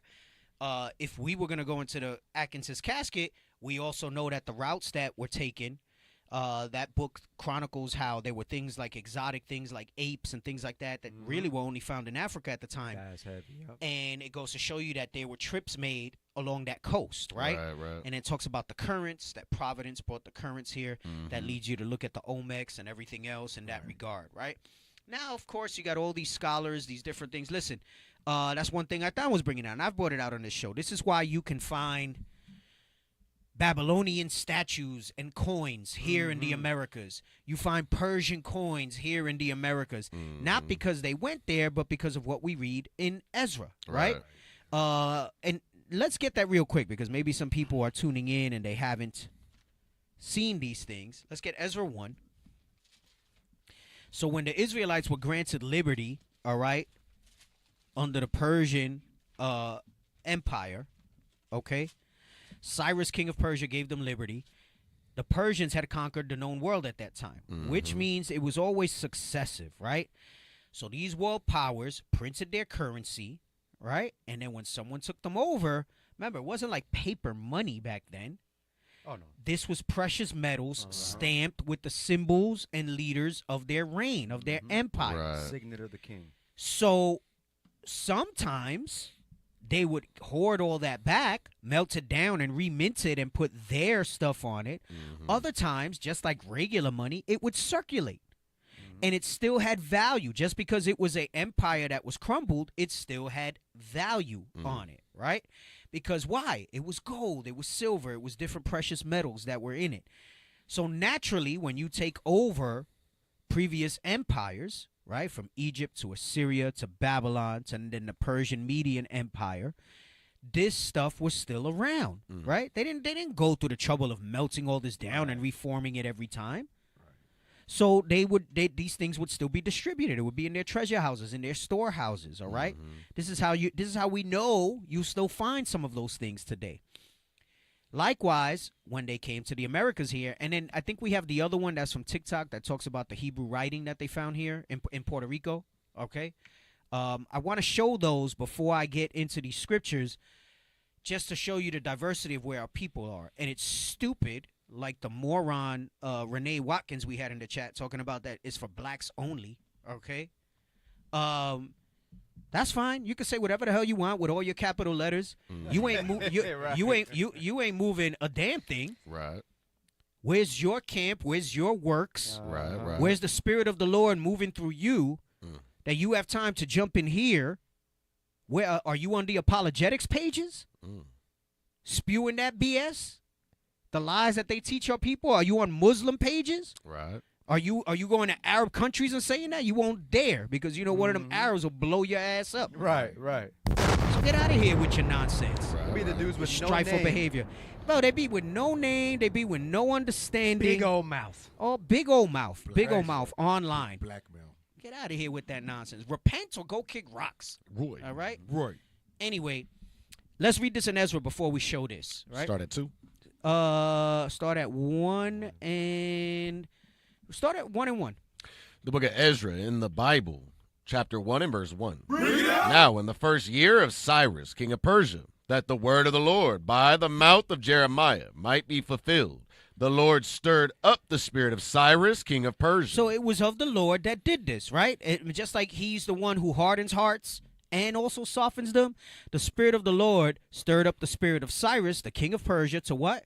That he made a proclamation throughout all his kingdom, and put it also in writing, saying, Thus saith Cyrus, king of Persia, the Lord God of heaven hath given me all the kingdoms of the earth, and he hath charged me to build him an house at Jerusalem, which is in Judah. Right, so the Lord, through Cyrus, was giving space to Israel to go and start rebuilding the temple, right? Go ahead, come on. Who is there among you of all his people? His God be with him, and let him go up to Jerusalem, which is in Judah, and build the house of the Lord, God of Israel. Come on. He is the God, which is in Jerusalem. Right, so he said, listen, y'all want to go up and you rebuild the temple. So he took Judah, right? And we know Benjamin, Levi, and a remnant of northern kingdom that went up with them. Deacon Aitan was going over this briefly on Saturday, okay? And he had different verses that he was bringing out for this. But go ahead, come on. And whosoever remaineth in any place where he sojourneth, let the men of his place help him with silver and with gold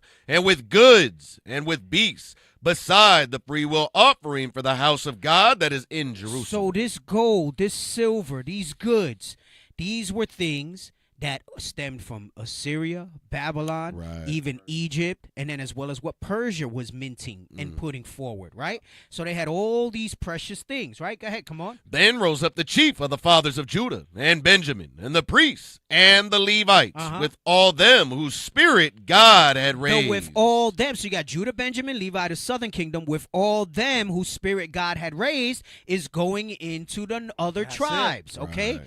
And there was some from the other tribes that went back, right? This is why you find scriptures. They talk about the woman who for generations was an Ephraimite. You read in the New Testament about Zebulun and Naphtali, I believe. You read in the woman by the well and the Samaritans, which we went over, I think, last week in John 4, and how Christ abode with them and brought those things out.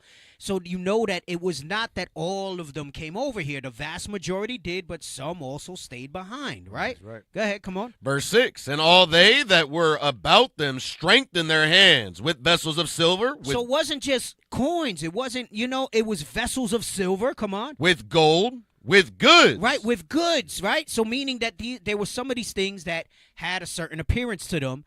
And this is why archaeologically they found things here in the especially in what they call Latin America. Right. They found the Babylonian statues made of gold. Yep. Persian coins. Mm-hmm. Right? All these different writings and things like that. Go ahead, come on. And with beasts, and with precious things, beside all that was willingly offered. Come on. Also Cyrus the king brought forth the vessels of the house of the Lord, which Nebuchadnezzar had brought forth. Letting you know that this is what they did. So they took the same, meaning they kept the same vessels that had our images. It wasn't until the Greeks that they started to that iconoclasm really in earnest and start to just destroy it, right? When you read that in 1 Maccabees 3:48 about them, it wasn't just in the book of the law that they wanted to paint their likeness. They realized that they had to institute that iconoclasm to take away our images, right? Because that would really remove us from our identity, right? And that's the fulfilling of what you read in Hosea, right? 3 and 4, where it talks about Lo ami. Where it talks about without an ephod, without an image, without a king, right? Go ahead, come on.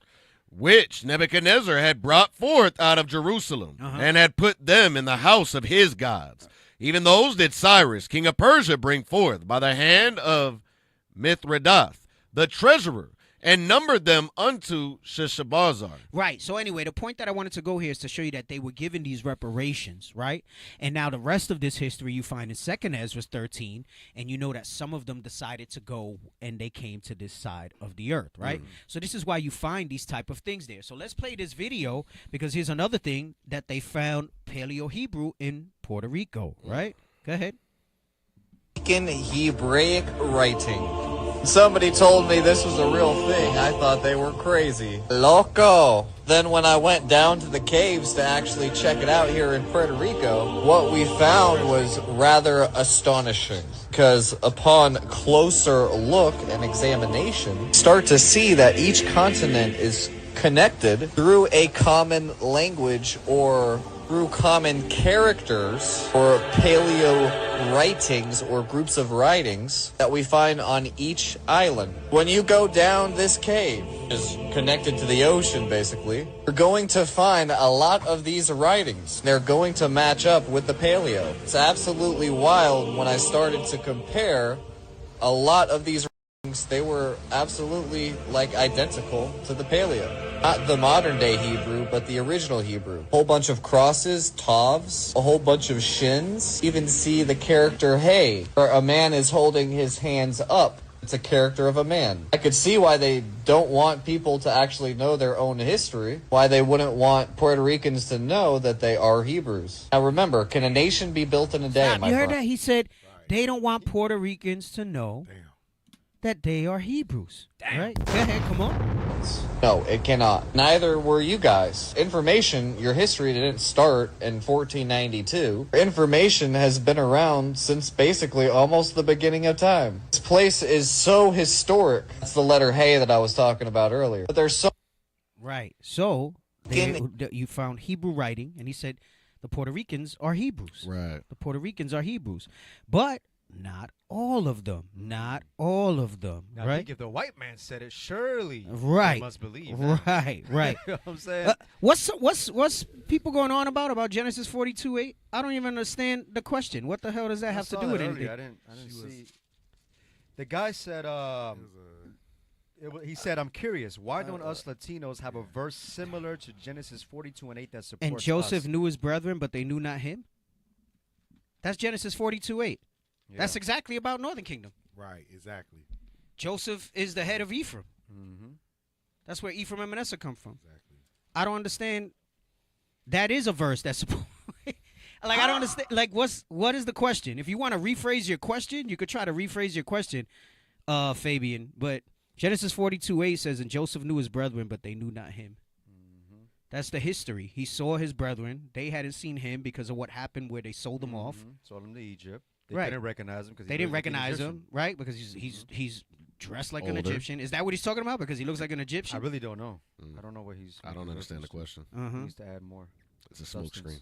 Like, I don't know. Like, that's what I'm saying. I'm only presuming Right. because the question is not clear. And then I see people wanting to know the same thing. How is that a good question? There's no clarity on it. It's not. Why? Because we're presuming he was dressed like an Egyptian, right? Deacon, you know what it is? It's a smoke screen from the fact that they don't want the Puerto Ricans to know that they're Hebrew. I guess I'm going to take it as that because it don't make sense to me. Right. So I don't know if you're still in the chat. If you want to rephrase your question, what's your point with Joseph knew his brethren, but they knew not him? Then somebody said Joseph is the brother, not a descendant. It's getting weirder. It's getting weirder. Listen, y'all need to be a little more articulate in your questions. Also, I'm going to presume you're scoffers and you're just going to get blocked.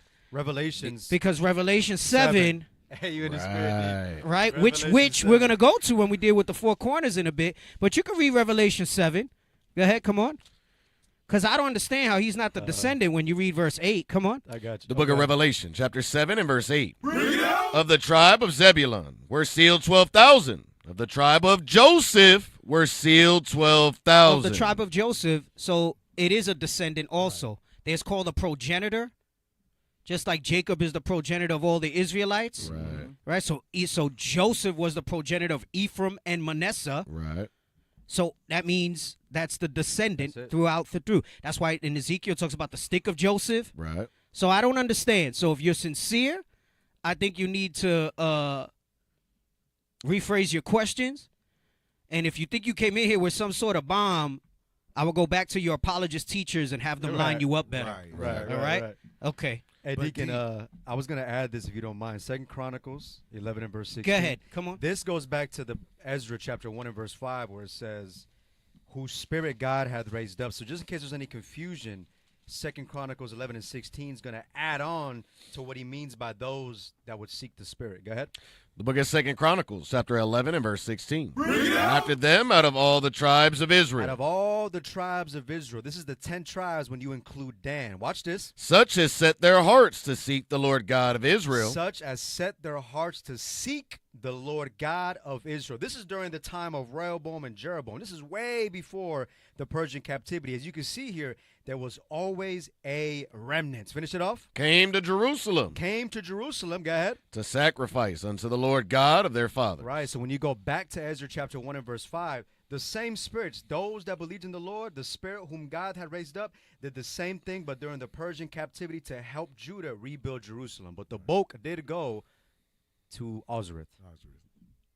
Right. So let me get into the four corners piece. So first of all, I wanted to show you that there's writings there. Some years back when we went to Puerto Rico with Bishop Nathaniel, we met with Professor Reynal Ramirez, was it? I always forget his name.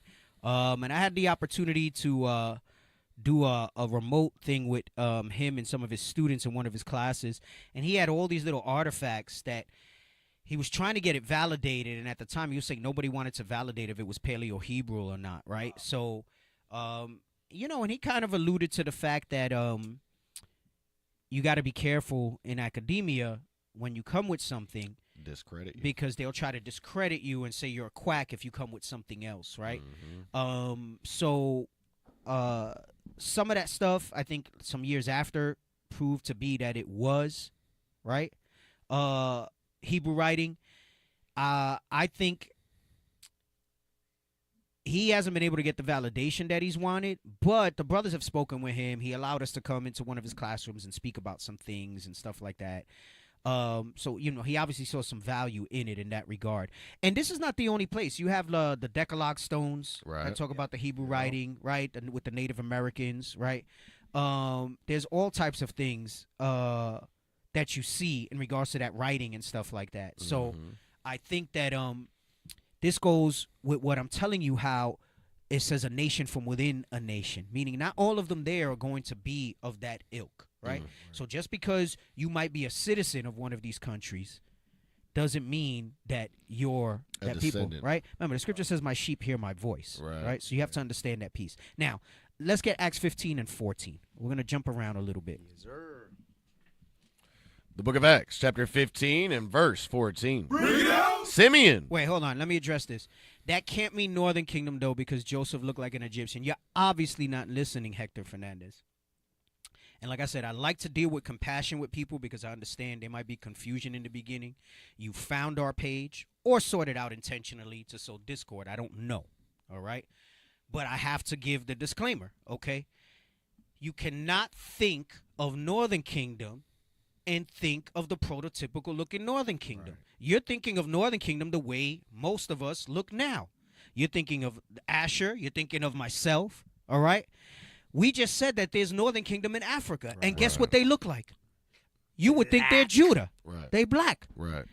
There's northern kingdom in Puerto Rico that looks black. There's northern kingdom in Chile, in Argentina that look black. Right. There's northern kingdom in Ecuador and Colombia. Mm-hmm. We went to Cartagena and they were black. Most of I'm black, y'all, and I'm black, right. y'all, and I'm blacker than black, and I'm black. Does that mean the one that looked more what you think is a prototypical northern kingdom is not Israel? Right. If he receives the word and repents?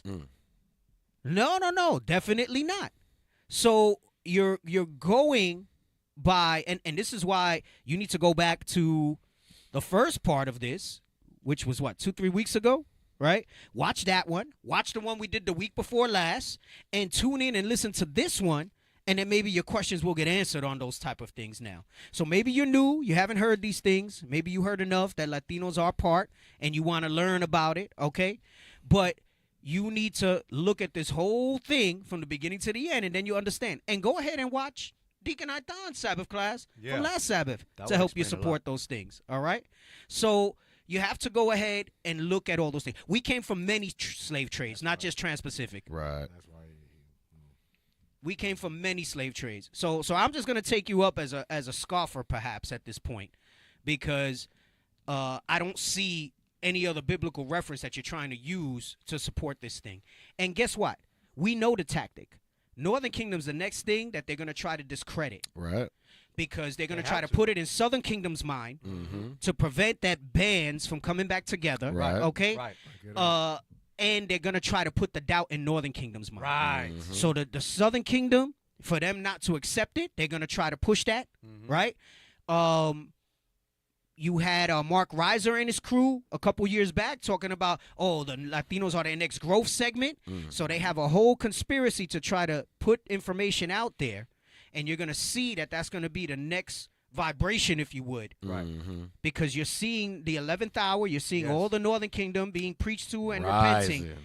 So they're going to try to put that wedge, which is nothing new. It right? happened in the time of Paul. I'm not going to change the flow of the show just to go back and forth with a scoffer because what we bring out is actually going to support the whole thing. All right. Right. Bring it out. Let's go. Y'all be mindful. Y'all be mindful of what's going on out there and what people are going to try to do. Get me that in Psalms 2. Because if it happened then, you're going to see the wedge happen now. And then I want the one in Zechariah 12. Yes, sir. The book of Psalms. And then get me the one where Christ says a house divided. Yes, sir. Yep. The book of Psalms, chapter 2 and verse 3. Let us break start at 1. The book of Psalms, chapter 2 and verse 1. Why do the heathen rage? Come on. And the people imagine a vain thing. Right. It says the heathen, meaning the other nations, and the people, those of Israel, some of our own, like you read in 1 Maccabees, many of the Israelites followed after it also, right?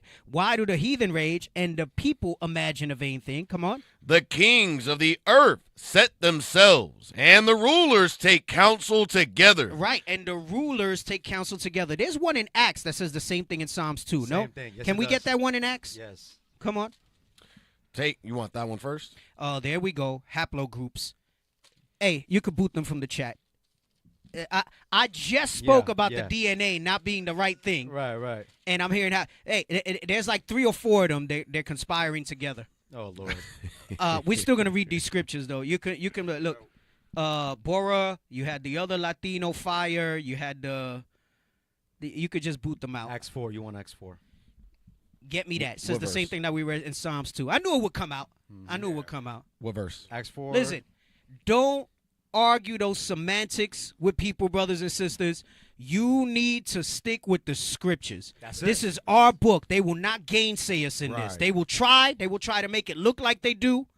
There was a whole thing the other day. You had a group of them, some of them that look like our people, just like the taskmasters in Egypt, talking about that this show is for we're calling out to IUIC for them to come in and debate respectfully, but with the context and the hermeneutics of the scriptures and this and that. When somebody starts trying to get into all that with you, Right. they're trying to take your God-given spiritual understanding of these scriptures and twist it into something and the lies of Catholicism and Christianity. Right. That's Think about Satan. it. Do not sleep. Just because we can see it and we know that it's set up that way and we see the power in these scriptures, there's a reason that Catholicism and Christianity are as potent and Right. as strong And as as strong it is. as they There's are. a spirit behind those religions that have intoxicated and drunken our people into that nonsense. Right? You don't find that Hey, suspicious? This right here, this is hey, I'm gonna send this picture. Yoruba tribe out of Nigeria. Appreciate you, Cap. Yep. B'nai Ephraim. So hold on, this guy's as black as can be. I'm gonna send that to the chat. You said 4 and what? Read 4 and 25. What he's talking about. The book of Acts, chapter 4 and verse 25. Who by the mouth of thy servant David has said, So this is the same thing that we read in Psalms 2, letting you know that the people is Israel that are part of it too. Meaning they might actually be us, but they're reserved to serve Satan and the other nations. Right. Go ahead. why did the heathen rage? And the people imagine vain things. Right. It says, why did the heathen rage and the people imagine vain things? Come on. The kings of the earth stood up, and the rulers were gathered together against the Lord and against his Christ. Keep reading. For of a truth against thy holy child Jesus, whom thou hast anointed, both Herod and Pontius Pilate, with the Gentiles and the people of Israel. And that's the people. So Acts 4 explains what we just read in one verse in Psalms 2. Right. All right? In Psalms 2 and 1. Hold that. Read Psalms 2 and 1 again to get back to the point. The book of Psalms, chapter 2 and verse 1. Come on. Why do the heathen rage? And the people imagine a vain thing. Right? And read 2 because it covers 2 also. Come on. Verse 2. The kings of the earth set themselves, and the rulers take counsel together against the Lord and against his anointed, saying. Stop. Acts 4 explains what I said, because somebody's going to say, well, don't say Israel as the people there. Acts 4 explains Psalms 2. Go ahead, read it from the top. The Acts book of 4. Acts, chapter 4 and verse 27. For of a truth against thy holy child Jesus, whom thou hast anointed, both Herod and Pontius Pilate. No, from the very beginning of the verses that we read. Verse 25. Who by the mouth of thy servant David has said, why did the heathen rage? From the mouth of thy servant David, he's quoting Psalms 2, but he's going to give you more understanding on Psalms 2. Go ahead, come on. And the people imagine vain things. Come on. The kings of the earth stood up, and the rulers were gathered together. So, yes, the kings, the rulers, he's talking about Rome, Herod, okay, in this time and till this day. Go ahead, come on. Together against the Lord and against his Christ. Together against the Lord and against his Christ, against his anointed, like we read in Psalms 2 and 2. Go ahead, come on. For of a truth against thy holy child Jesus, whom thou hast anointed, both Herod and Pontius Pilate, with the Gentiles and the people of Israel. And the people of Israel. That's the And the proof. people of Israel. Letting you know that they were a part of that. Okay, is that in that verse? Were gathered together. Were gathered together. To what? Let's go back to Psalms 2 and read 3 now. The book of Psalms, chapter 2 and verse 3. Let us break their bands asunder. Come on. And cast away their cords from us. So their goal is they wanted to break the bands asunder and cast their cords away from us. This goes into, before we get to what the bands are, we'll do it that, and then we'll go to Psalms 83. Get Zechariah 12. The book of Zechariah, chapter chapter 11 and verse 14. Oh, 11 and 14, my bad. Then I cut asunder mine other staff, even bands. Right? Then I cut asunder my other staff, even bands, and he's going to explain what those bands are. Go ahead, come on. That I might break the brotherhood between Judah and Israel. That I might break the brotherhood between Judah and Israel. The goal is to break that brotherhood between Judah and Israel. Until this okay? day, Deke. Until this day. Right. And I'm telling you, that's what you're going to see now. Because as they see all these missions, us reaching out to all Northern Kingdom the way we are, and more importantly, Northern Kingdom repenting and accepting this doctrine, you're going to get that same type of spirit. You're going to get that same type of thing come out. Because that confederacy of Psalms 83 is still here to this day. Let's get Psalms 83 and just get to the point about them being confederate so that the name of Israel may no more be in remembrance. Verse Come on. 3. The book of Psalms, chapter 83 and verse 3. They have taken crafty counsel against thy people and consulted against thy hidden ones. Right, and part of that crafty counsel and consulting against thy hidden ones is that they want to start bringing haplogroups. They want to start bringing things that have nothing to do with what we know stands true in the scriptures. Right. Science, falsely so-called, oppositions of science, to try to put a doubt in your mind. Because they're not going to put a doubt in us who are rooted in Christ and understand this, but those who are still on the fence, they're going to try to get you to move that way. Keep reading. Go ahead. Come on. They have said, come and let us cut them off from being a nation. Come and let us cut them off from being a nation. Come on. That the name of Israel may be no more in remembrance. That the name of Israel may be no more in remembrance. All right? That's the point. That's the point. And you can say whatever you want and say camps say this and camps say that. You watch IUIC for a little while and you see what IUIC got to say. All right? You see what IUIC got to say. Don't be. When we say we're not affiliated with any other camp, I don't care what any other camp says. Right. That's if you found your way here out of sincerity, then welcome. Let the Spirit guide you in the scriptures. All right. If you found your way here to cause confusion and strife, and your brothers and sisters in the comments, don't go back and forth with these clowns, because I'm showing you prophetically that this is what we've been going over for weeks. You're exactly going to start seeing that attack come into play now. I'm telling you, as the dragon is wroth, Satan is vexed because he's seeing Northern Kingdom and Southern Kingdom come back together. Go back to Zechariah real quick and read that one more time. The book of Zechariah, chapter 11 and verse 14. And you stepped into the wrong room with the wrong one.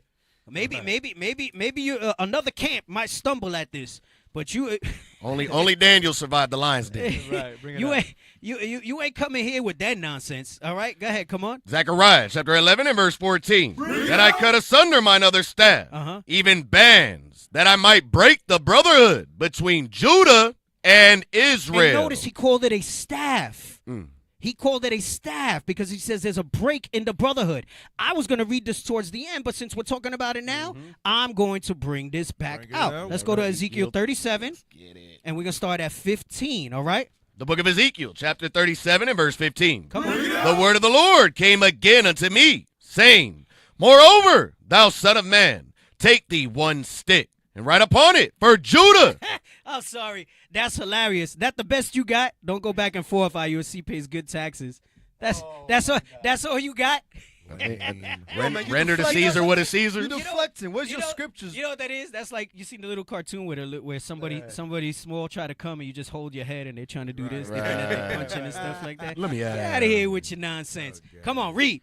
Verse 15, the word of the Lord came again unto me, saying, Moreover, thou son of man, take thee one stick, and write upon it for Judah and for the children of Israel. Right, so remember, he said a staff, and that it was broken, because the heathen was successful in that. Right. They broke that brotherhood, but it was also part of God's prophecy. They thinking that they doing something and they moving, right? You can't do nothing against this truth, but only for it, right? But for the truth. Even those of you who are ordained to try to bring confusion. All right? Go ahead. So he calls it the stick of Judah. Go ahead, come on. And for the children of Israel, his companions. For the children of Israel, his companions. Benjamin and Levi with him. Come on. Then take another stick and write upon it for Joseph. Oh, for Joseph. Genesis 42 and 8. Right. Joseph, the haplogroup. Shut the hell up. Go ahead, read. The stick of Ephraim. Wait a second. He's not the descendant, Right. but of Joseph, the stick of Ephraim. Joseph for the stick of Ephraim, if you know the Bible. Go ahead, come on. And for all the house of Israel, his companions. That's the other tribes. Can we have the 12 tribes sign up? I know we're light in the booth. Put me small. They don't need to see my big forehead. All right? Put me small and put the 12 tribes sign up as we go over this. Because that's what this prophecy is speaking about. All right? We're showing that 12 tribes sign. So look it up, find it where you need to find it, get it off the website in the background, all right? We brothers is sick, so I know we light in the booth, all right? But we're going to go into this thing, all right? For the stick, for Joseph, the stick of Ephraim, so right? this is answering all the questions that was presented in the beginning. Bro, Joseph's here. And I was going to go over this anyway, which is the only reason I'm going over it. But I saw what was happening when I saw the coordinated attack. Listen, I'm not a spring chicken in this, all right? Right. You might antagonize or bring somebody else out with this nonsense. Wrong tree. But you ain't coming into my show Let Dave speak. in our room from our camp and think that you're going to come in here with that nonsense and try to confuse people. Right. Hell to the mother flipping no. Read 16 again. Come Verse on. 16, moreover, thou son of man, take thee one stick, Uh-huh. and write upon it for Judah and for the children of Israel his companions. Then take another stick and write upon it for Joseph, the stick of Ephraim. Joseph is the stick of Ephraim. Okay, so Joseph is interchangeable with Ephraim and Manasseh, because at the time, even though it was in wickedness, Ephraim was the head, okay, of the northern tribes, okay? But that was in that time, all right? Because in these days, it's in righteousness that you're seeing that thing. But remember, I said that you're going to see this same energy, the same spirit, that same wicked generation of the other nations and our own people, like we read in Psalms 2, like we read in Acts 4, that are going to try to perpetuate what happened in Psalms 83. Stay with me, all right? Let's go, come on. And write upon it for Joseph, the stick of Ephraim, and for all the house of Israel his companions. Right. They want that to remain a mystery so that they can, the same way they want Christ's color, Right. and identity to be no color, multicolor, Right. all this other stuff, purple like Barney, because then you can remove that, what it says in 1 and 21 in Matthew. He will save his people from his sins. Right. Because if his people can somehow be made to be all people, then you can say that the tribes or whoever and all this other stuff, and you can bring your haplogroup bullshit into the chat. Go ahead, come on, read. Verse 17, and join them one to another into one stick, and they shall become one in thine hand. And that's what you're seeing now, and it's vexing them. They're rising up. Come on, let's go. 18, and when the children of thy people shall speak unto thee, saying, wilt thou not show us what thou meanest by these? Will thou not show us what thou meanest by these? That's when we have the 12 tribes sign up between two sticks. That's what's happening now.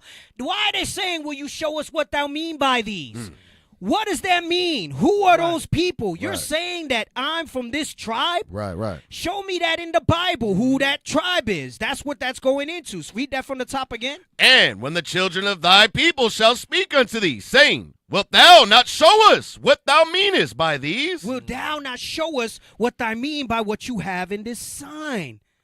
When you see these things, come on. Say unto them, thus saith the Lord God, behold, I will take Stop 1 second. I'm just going to get one verse from Luke. Let me get Luke 15 and 26.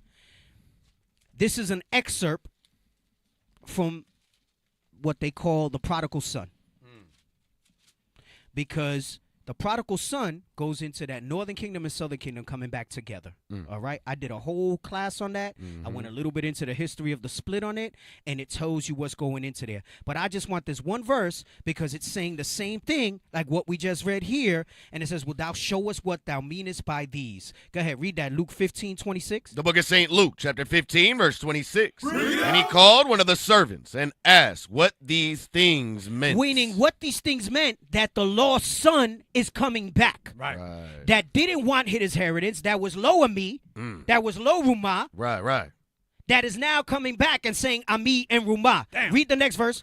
And he said unto him, thy brother is come. Thy brother, Joseph, which is the stick of Ephraim, has come. Go ahead, come on. And thy father hath killed the fatted calf. Because it's a celebration when they come back together. Go ahead, come on. Because he hath received him safe and sound. Because he hath received him safe and sound. All right, let's go back. Come on. The book of Ezekiel, chapter 37 and verse 18. When the children of thy people shall speak unto thee, saying, what, or wilt thou not show us what thou meanest by these? Come on. Say unto them, thus saith the Lord God, behold, I will take the stick of Joseph, which is in the hand of Ephraim. Redundancy. We're not even redundancy, but repetitive because our people are dense. Go ahead. Yes, and the tribes of Israel his fellows. With the tribes of Israel his fellows. Come on. And will put them with him, even with the stick of Judah, and make them one stick, and they shall be one in mine hand. They shall be one in his hands. When it says that we would return unto him,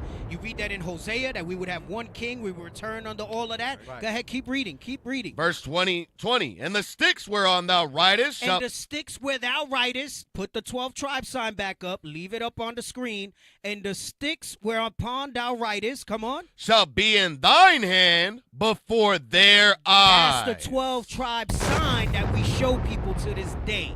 The sticks and whereon thou writest shall be in thine hand before their eyes. Go ahead, come on. And say unto them, thus saith the Lord God, behold, I will take the children of Israel from among the heathen. From among the heathen, like we're dealing with in this topic. Go ahead, come on. Whither they be gone, and will gather them on every side, and bring them into their own land. We're going to deal with that every side later, but go ahead, come on. And I will make them one nation. And he will make us one nation. In the land upon the mountains of Israel. In that day, he's going to bring us back to that land. Come on. And one king shall be king to them all. And one king will be king to them all. Talking about our king, the Christ. Go ahead, come on. And they shall be no more two nations. No more two nations. Neither shall they be divided into two kingdoms anymore at all. Keep reading. We're going down to 28. Verse 23, neither shall they defile themselves anymore with their idols, nor with their detestable things, nor with any of their transgressions. Haplogroups and all the nonsense that you want to bring up, but this, but that, but this. Fear God and keep his commandments. My sheep hear my voice. Those that don't make haste to tarry to repent are the ones that are going to receive this. And if you can't see that, keep it moving. Go kick rocks. Go ahead, come on. But I will save them out of all their dwelling places. Despite all of that, God's going to save those who he's ordained to save out of all their dwelling places. Go ahead, come on. Wherein they have sinned, and will cleanse them. So shall they be my people, and I will be their God. That's the adoption of sons. Go ahead, come on. And David, my servant, shall be king over them. Read. And they all shall have one shepherd. Not all these different religions, not all these different doctrines, not all these different people that we worship. One God, All one right? baptism. One God, one baptism. Come on. They shall also walk in my judgments, and observe my statutes, and do them. Right, and that's what you're seeing now. You're seeing us walk in his judgments and observe his statutes as one nation. Go ahead, come on. And they shall dwell in the land that I have given unto Jacob my servant, wherein your fathers have dwelt. Come on. And they shall dwell therein, even they and their children and their children's children forever. And my servant David shall be their prince forever. Moreover, I will make a covenant of peace with them. It shall be an everlasting covenant with them. And I will place them and multiply them, and will set my sanctuary in the midst of them forevermore. He's the one that's going to place us. That's how you know that those that say they are Jews and are not, that live over there, are not the Jews. Right. Because let me tell you something. The whole agenda behind questioning the 12 tribe sign, if you want to run with that doctrine and but a modern northern kingdom looks like this and this, that, and the other, right. we're going to stay in darkness forever. Facts. Because then where are the rest of the tribes? Exactly. How many, think about it. That doctrine has Confusion way too many holes. confusion of faces. How easy would it be to just get all the dark races together then and say, okay, makes no you're sense. dark, so that means you're... Right. It makes no sense. But the Bible dictionary teaches us that there's a difference. that just being dark is not the prerequisite. Right. Because it says Ham is the progenitor of the dark races. Right. But not the Negroes. Then you got to throw away Jeremiah 12. You got to throw away Hosea. Right. You know what I'm saying? There's too many holes in that doctrine. Right, exactly. Go ahead, keep reading. Verse 27, my tabernacle also shall be with them. Yea, I will be their God, and they shall be my people. And the heathen shall know that I, the Lord, do sanctify Israel, when my sanctuary shall be in the midst of them forevermore. Right, and that's when we're going to know and we're going to see those things. And we're going to see those things. What's up? Deacon, I wanted to show this prophetically. Can you please read 1 Thessalonians real quick? 1 Thessalonians chapter 2, and I want you to read verse 14. So this is Paul talking to the church of the Thessalonians. When you read Acts 17, you're going to find Gentiles and Jews that were a part of the church. Now, what just happened, what you just witnessed, the prophecies and all this coming out and the gathering of Israel and the opposition, we're going to read Paul went through the same thing. So the same thing Paul went through, we just went through. Read that, 2 and verse 14. 1 Thessalonians chapter 2 and verse 14. Now watch this. For ye, brethren, became followers of the churches of God, which in Judea are in Christ Jesus. Right, watch this. For ye also have suffered like things of your own countrymen. The northern kingdom suffered light things of their own countrymen. You can read that in Acts chapter 26. There was our own people always was against us. We had a lot of opposition from our own people. My mic is low. I've noticed it low. It was low when I was doing the Spanish show on Monday. Somebody said mine is lower than the readers. Go ahead. Come on. Right. Go ahead. Verse 15. Verse 15. Oh, even as they have.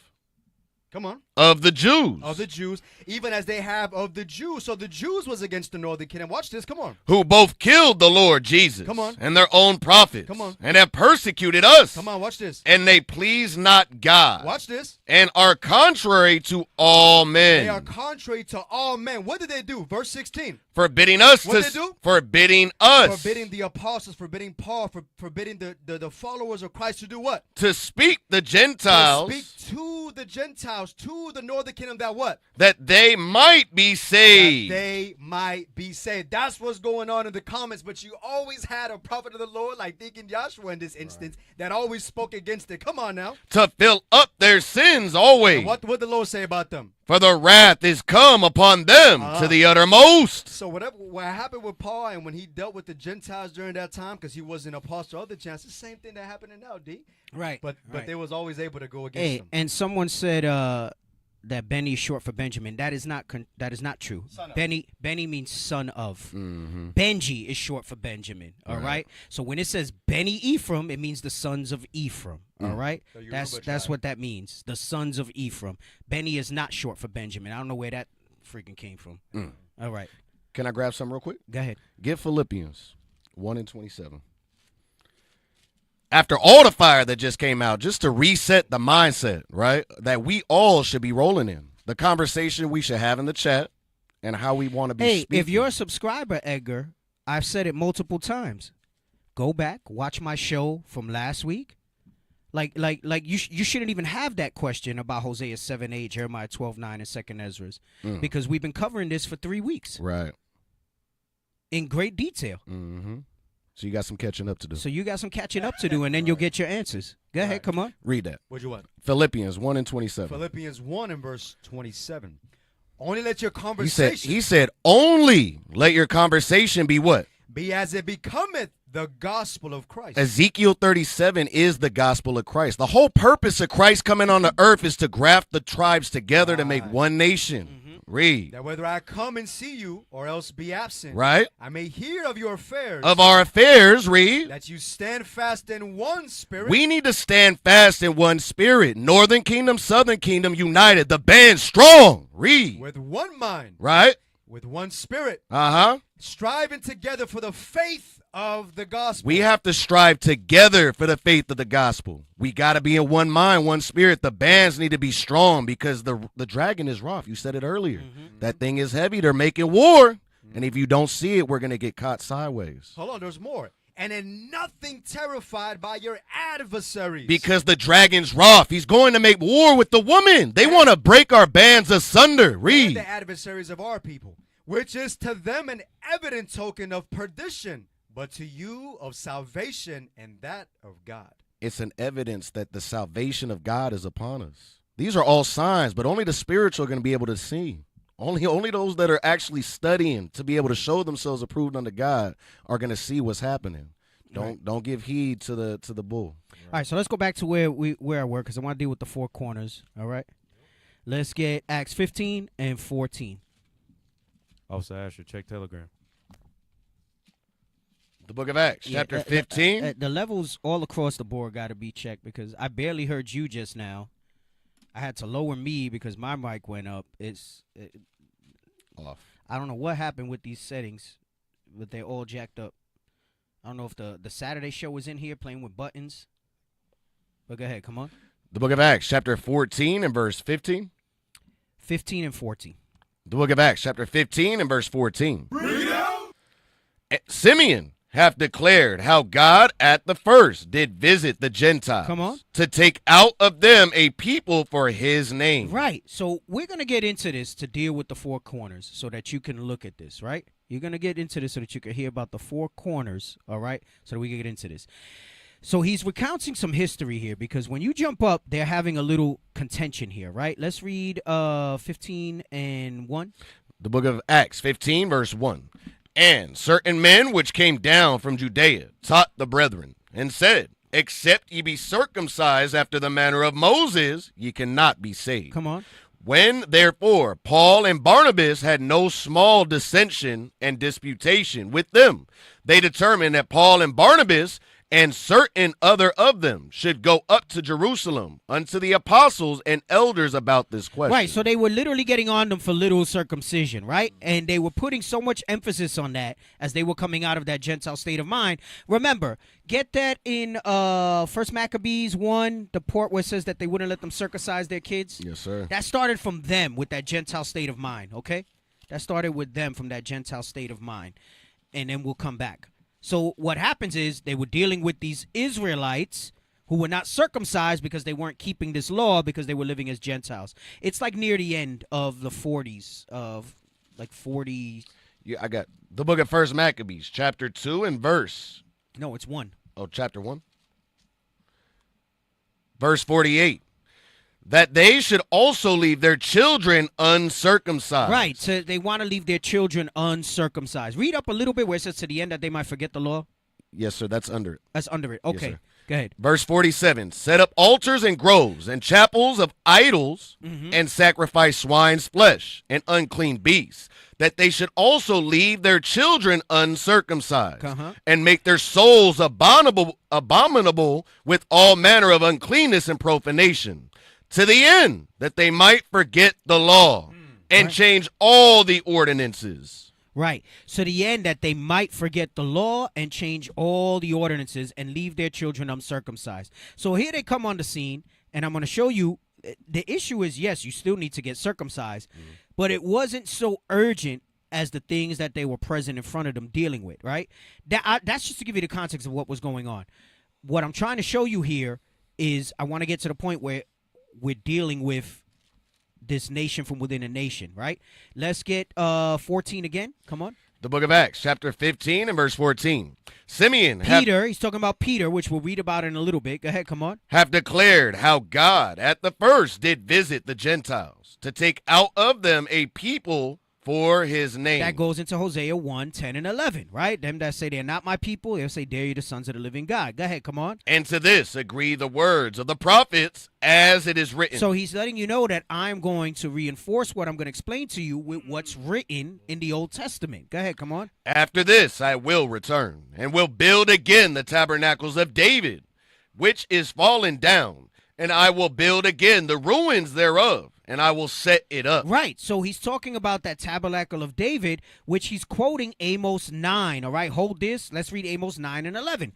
Acts 15 and 16 is talking about Amos 9 and 11. Go ahead, come on. The book of Amos, chapter 9 and verse 11. Read out. In that day will I raise up the tabernacle of David that is fallen, and close up the breaches thereof, And I will raise up his ruins and will build it as in the days of old. And as in the days of old is what? Meaning when they were one kingdom. Like we just finished reading Ezekiel 37, right? Let's go back to Acts 15. Go ahead, come on. The book of Acts, chapter 15 and verse 16. After this I will return and will build up and will build again the tabernacle of David, which is fallen down. Meaning, because why would he go to this all of a sudden when contending about dealing with Gentiles? Right.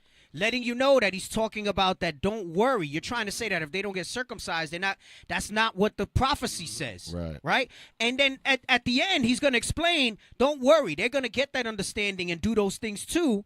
But you're trying to basically forbid them from repenting until they get circumcised. That's really what the issue is. He says you can't do that. Go ahead. Come on. And I will build again the ruins thereof, and I will set it up, that the residue of men. Right, so we're going to talk about what the residue of men is in the moment when we go back to Amos. Go ahead, come on. Might seek after the Lord, and all the Gentiles, upon whom my name is called, saith the Lord, who doeth all these things. So now he switches and he's talking about the heathen. All right, let's get that at Amos 9 and 12, and then I want Isaiah 66 and 23. The book of Amos, chapter 9, verse 12, that they may possess the remnant of Edom. Right, so remember, we just read that 15:16 is talking about Amos 9 and 11. Now, verse 17 goes into Amos 9 and 12. In Acts, he calls it the residue of men. Read this in Amos from the top of this verse again. That they may possess the remnant of Edom. That they may possess the remnant of Edom. That's the residue of men. The remnant of Edom. Go ahead, come on. And of all the heathen, which are called by my name. And of all the heathen which are called by my name. And all the Gentiles, right, upon whom my name is called. Go ahead, come on. Saith the Lord that doeth this. Right, that saith the Lord that doeth all these things. 17 is explained in just one example with Isaiah 66 and 23. This is what he means by that. It don't mean that they're going to come in and have inheritance with us. That's not what we just finished reading in Ezekiel 37. Right. Go ahead, come on. The book of Isaiah, chapter 66, verse 23. And it shall come to pass that from one new moon to another, and from one Sabbath to another, shall all flesh come to worship before me, saith the Lord. So all flesh, even those we have in captivity. Go ahead, come on. And they shall go forth and look upon the carcasses of the men that have transgressed against me. Of the ones that are still going to try to rebel against the Lord. Go ahead, come on. For their worm shall not die. Right, meaning death is too good for them. Damn. He's not going to give them a simple death. Right. They're going to have to suffer. Go ahead, come on. Neither shall their fire be quenched. And they shall be an abhorring unto all flesh. Right. Okay, come on. Let's go back. Let's read Acts again. The book of Acts, chapter 15 and verse 16. No, not 16. Let's jump. Read 18. Verse 18, known unto God are all his works from the beginning of the world. That's not random. Why would he say that in the context of what he's saying here? Because he's letting you know that from the beginning to the end, that promise, like Ezekiel 37 is one of those prophecies, that southern and northern kingdom would have to come back together. They would be one nation, right? And he's saying that's not new. I'm trying to remind you that this was something, you're forgetting it because of all these things that transpired. That you're forgetting it. And it was only supposed to be for a season, but you're holding on to this hatred. Right. That's why when last week we spoke about John 4 with the woman by the well, she was like, you guys have no dealings with us. Right. Our father Jacob, she spoke about, right? Go ahead, come on. Verse 19, wherefore my sentence is that we trouble not them, which from among the Gentiles are turned to God. John 7:35, so you can see what the among the Gentiles, he says, which from among the Gentiles are turned to God. Go ahead, come on. The book of John, chapter 7 and verse 35. Then said the Jews among themselves, whither will Because they knew, just like is known unto God all his works from the beginning of the world, this is why they were able to say this in John 7:35. Go ahead, come on. Whither will he go, that we shall not find him? Will he go unto the dispersed among the Gentiles? And teach the Gentiles? Right. Will he go to the among the Gentiles, the dispersed of our people, the nation from within a nation, which I'm getting there, which deals with the four corners. We're going to build to that. Will he go unto the dispersed? All right. Let's go back to where we were in Acts and read this again in 19. The book of Acts, chapter 15, verse 19. Wherefore my sentence is that we trouble not them which from among the Gentiles are turned to God. Right, with the dispersed that are among the Gentiles. Meaning, don't make this a big deal with the circumcision. Go ahead, come on. But that we write unto them that they abstain from pollutions of idols. Why? Because idolatry is the beginning and end of all sin, right? So he's saying, look, all we got to do is hit them with these real quick. Right, yeah. Go ahead, come on. And from fornication, and from things strangled, and from blood. Read. But then he said, that don't mean they don't got to do the rest. But he's saying, look, it's not our job to sit here and give them all the law. You're here striving about of these things. We just got to make sure that they accept Christ and move into this repentance, right? That's what they're mainly dealing with. Let's focus on this because the rest, read verse 21. Verse 21, for Moses of old time hath in every city them that preach him, being read in the synagogues every Sabbath day. Right, meaning what? He's saying they can go to the synagogues to learn the rest of the law. Right. They can go to the synagogues because remember when Christ said, do what they teach you to do. Right. Whatever they instruct you, do it. Right. But you also got to love your neighbor as yourself, which they weren't doing. Right. So now let's go to Acts 10. Because remember when he says in 14, Simeon have declared how God at first did visit the Gentiles to take out of them a people for his name. What he's really talking about is when he went to Cornelius first, right? And Christ foreshadowed that when he stayed with the Samaritans, like you read in John 4. It says that he taught with them for 2 days. Right. It says that he taught with them for 2 days. Let's get that part real quick in John 4. We're not going to go through the whole thing. Start at 39. The book of St. John, chapter 4 and verse 39. And many of the Samaritans of that city believed on him for the saying of the woman, which testified, he told me all that ever I did. Come on. So when the Samaritans were come unto him, they besought him, and they would tarry with them. That he would tarry with them. That he would tarry with them. And he abode there 2 days. Come on. And many more believed because of his own word. So he taught them for 2 days. Go ahead, come on. And said unto the woman, now we believe, not because of thy saying, for we have heard him ourselves, and know that this is indeed the Christ, the Savior of the world. Right, the Savior of the world. He's talking to the Samaritans there. Right. She clearly said that she was from Israel because she said, Jacob, our father. Right. Right? So the Savior of the world is going into the world of Israel. Yo, right? that's a precept for world. Yeah. When we talk about it last week, I said that's another precept for world. John is written that way, bro. With all the precepts for world, you could just stay right there. That's crazy. Yeah. You can just stay right there for everybody that comes to try with that John 3:16, right?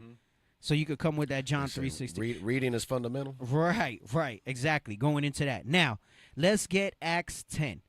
And where do you want to start? Let's start at 1. The book of Acts, chapter 10 and verse 1. There was a certain man in Caesarea called Cornelius, a centurion of the band called the Italian band, a devout man, and one that feared God with all his house. Right, so you know automatically, just from that, they said he was devout and feared God with all his house. That's dealing with a Hebrew, right? Go ahead, come on. Which gave much alms to the people and prayed to God always. Come on. He saw in a vision, evidently about the 9th hour of the day, an angel of God coming in to him and saying unto him, Cornelius. And when he looked on him, he was afraid and said, what is it, Lord? And he said unto him, thy prayers and thine alms are come up for a memorial before God. And now send men to Joppa and call for Simon, whose surname is Peter. Now, what we just read in John shows this is that Spirit of Christ telling him it has to be fulfilled in earnest now that my sacrifice and my blood has been spilled. Now is the time that they can come back. So right? Like you said, that was a foreshadowing of what is about to happen now. Now is, let's get Hosea 2. Now is Hosea 2 and 1. The book of Hosea, chapter 2 and verse 1. Say ye unto your brethren, Ami. Right, which means my people. And to your sisters, Ruamah. Right, having obtained mercy, right? So this is telling you, no, now they can come back. Now it says you're not my people. Now it says that you can come back and do those things, right? So go ahead. Let's go back to where we were. The book of Acts, chapter 10 and verse 5. Come on. And now send men to Joppa and call for the one Simon, whose surname is Peter. Right. So Simeon is Peter, right? Go ahead. Come on. He lodgeth with one Simon a tanner, whose house is by the seaside. He shall tell thee what thou oughtest to do. Right. So the Spirit of Christ was communicating to Cornelius to let him know, I need you to send men to go look for Peter. See how the Spirit in this time was literally moving that way. Yes. Now the Spirit it does the same thing now, but the Spirit doesn't say, hey, I'm the Spirit of the Lord. You need to go do this. Right. It'll just be something that'll tell you, hey, you know what? We need to go to this city and we need to go check this out and go preach over there and see what's there. It's similar, right? but not similar. And then you meet somebody there, and then they repent and they receive it, and you're like, damn, it's like something was telling me. That one brother too. Right. It'll be like one right. brother. Go ahead. Like Come Cornelius. on. Verse 7, and when the angel which spake unto Cornelius was departed, he called 2 of his household servants, and a devout soldier of them that waited on him continually. And when he had declared all these things unto them, he sent them to Joppa. Now, let's go to where we're dealing with Peter. Go ahead, come on. Verse 9, on the morrow, as they went on their journey, and drew nigh unto the city, Peter went up upon the housetop to pray about the 6th hour. And he became very hungry, and would have eaten. But while they made ready, he fell into a trance. Right, so meaning, remember how the scripture says meditate? Right. And dealing with that. Right. When it says he fell into a trance, he was in deep prayer, right? He was meditating on the scriptures. He was meditating on all these things. Go ahead, come on. And saw heaven opened, and a certain vessel go ahead, descending unto him, as it had been a great sheet, knit at the 4 corners. So he saw a sheet. Like you take the sheet, you know, like you're trying to fold the sheet together with somebody, right? And you grab 2 corners and I grab 2 corners, right? And he saw this vision of that sheet, right? Right. And then what do? You fold it, and then you walk to each other and you fold it, and he right? Says a certain vessel too. And what do? You bring the 4 corners together so that you can fold it down, right? So go ahead, come on. And notice he said a certain vessel. Go ahead, come on. Verse 12, wherein. No, read 11 again. Verse 11, and saw heaven open, and a certain vessel descending unto him, as it had been a great sheet knit at the 4 corners, and let down to the earth. I'm going to explain the sheet. I'm going to explain the corners and the certain vessel in a moment, but let's keep reading. Verse 12, wherein were all manner of 4-footed beasts of the earth, and wild beasts, and creeping things, and fowls of the air. So he saw all these different beasts, all these different animals, right? Now, mind you, this is a similitude, right? Because if he's in a trance and he sees a sheet with 4 corners, what does that have to do? Because Christians will use this to say that you can eat whatever. Right? And they'll say, oh, the sheet was a tablecloth, and it's coming down so that he could feast on the table. The hell is the this? rooter to the tutor. That is wild. Come on.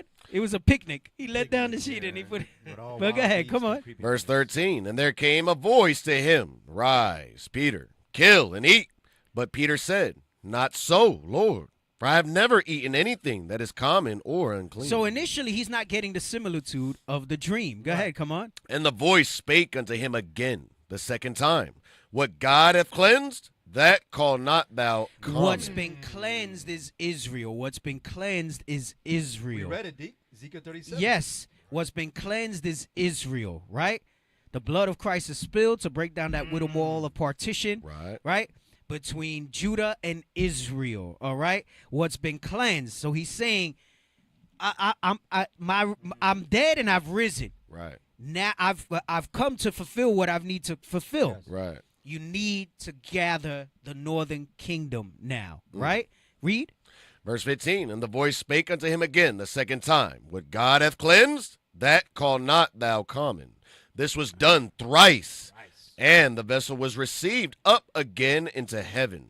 Now, while Peter doubted in himself what this vision which he had seen should mean, behold, the men which were sent from Cornelius had made inquiry of Simon's house, and stood before the gate, and called and asked whether Simon, which was surnamed Peter, were lodged there. While Peter thought on the vision, the Spirit said unto him, Behold, 3 men seek thee. 3 men seek thee. Verse 16 says that this thing happened thrice. And he said, 3 men seek thee. Why? Because they were of the household of Cornelius, and one of them was a soldier in his Italian band. You know what that tells you? They were also Israelites. They were also Samaritans, northern kingdom. Because he wanted them to know, receive them. Don't shun them based on all this separatism like you read in John 4. Right? That's you read. That's probably what he would have done, because that's what happened in Acts 11. Right. That's what happened. John 4. Right. So now, let's jump back to Acts 10 and 11. Come on. The book of Acts, chapter 10 and verse 11. And saw heaven open, and a certain vessel descending unto him. Let me show you the certain vessel. Hold that. Get Hosea 8 and 8. The book of Hosea, chapter 8 and verse 8. Israel is swallowed up. Now shall they be among the Gentiles. Among the Gentiles, the people from among the Gentiles, the dispersed among the Gentiles. When it says Israel at this time, Hosea is speaking specifically to northern kingdom that was dealing with Assyria, all right? But this wound up encompassing all Israel, because shortly after that, Babylon came into power and took Judah away too. But go ahead, read this. Israel what? Israel is swallowed up. Come on. Now shall they be among the Gentiles as a vessel. As a vessel. Go ahead, come on. Wherein is no pleasure. Wherein there's no pleasure, meaning you are not my people, right? Lo ami, lo ruma, where there is no mercy and you are not called my people. Let's go back, Acts 10 and 11. The book of Acts, chapter 10 and verse 11. And saw heaven open, and a certain vessel descending unto him, as it had been a great sheet knit at the 4 corners. So the vessel was a sheet knit at 4 corners, right? So I don't know, you ever see, again, think of the sheet and you're holding it, right? It has stuff in it, right? And when he let down the sheet, that's why it had all these different beasts and creeping things, because it was symbolic to let him know that Israel is cleansed now, right? They have returned. Get Deuteronomy 32 and 26. The book of and then I also want 4 and 27. The book of Deuteronomy, chapter 32 and verse 26. Uh-huh. I said, I would scatter them into corners. I would scatter them into corners and what? Into corners. I would make the remembrance of them to cease from among men. And the great, right. So what wound up happening, that's that Hosea 1 and 10. And this wound up happening to all Israel at the time. So when it deals with the corners, that's all sides. That's letting you know that the earth's not corners, it's a globe. But you have north, south, east, and west. Right. That goes into Isaiah 11:11, where we're scattered all over, right? Get Deuteronomy 4:27. The book of Deuteronomy, chapter 4 and verse 27. And the Lord shall scatter you among the nations, and ye shall be left few in number among the heathen. Among the heathen. You will be left few in number among the heathen. Go ahead, come on. Whither the Lord shall lead you. Whither the Lord shall lead thee. Meaning what? Those of us who were going to be faithful in this, the elect that would be called, those would be few among the heathen. So this goes back to what I'm saying. You go to these places, you go to these countries, a lot of them might not receive it, and it's either because they're not, or they're just not the elect. They're not of the elect to receive it. There was something else I wanted to look for. You want to say something while I look for this? That also, what we just read in Deuteronomy 33, it ties back to Psalms 83, where there shall be no more remembrance. There's nothing that the heathen have done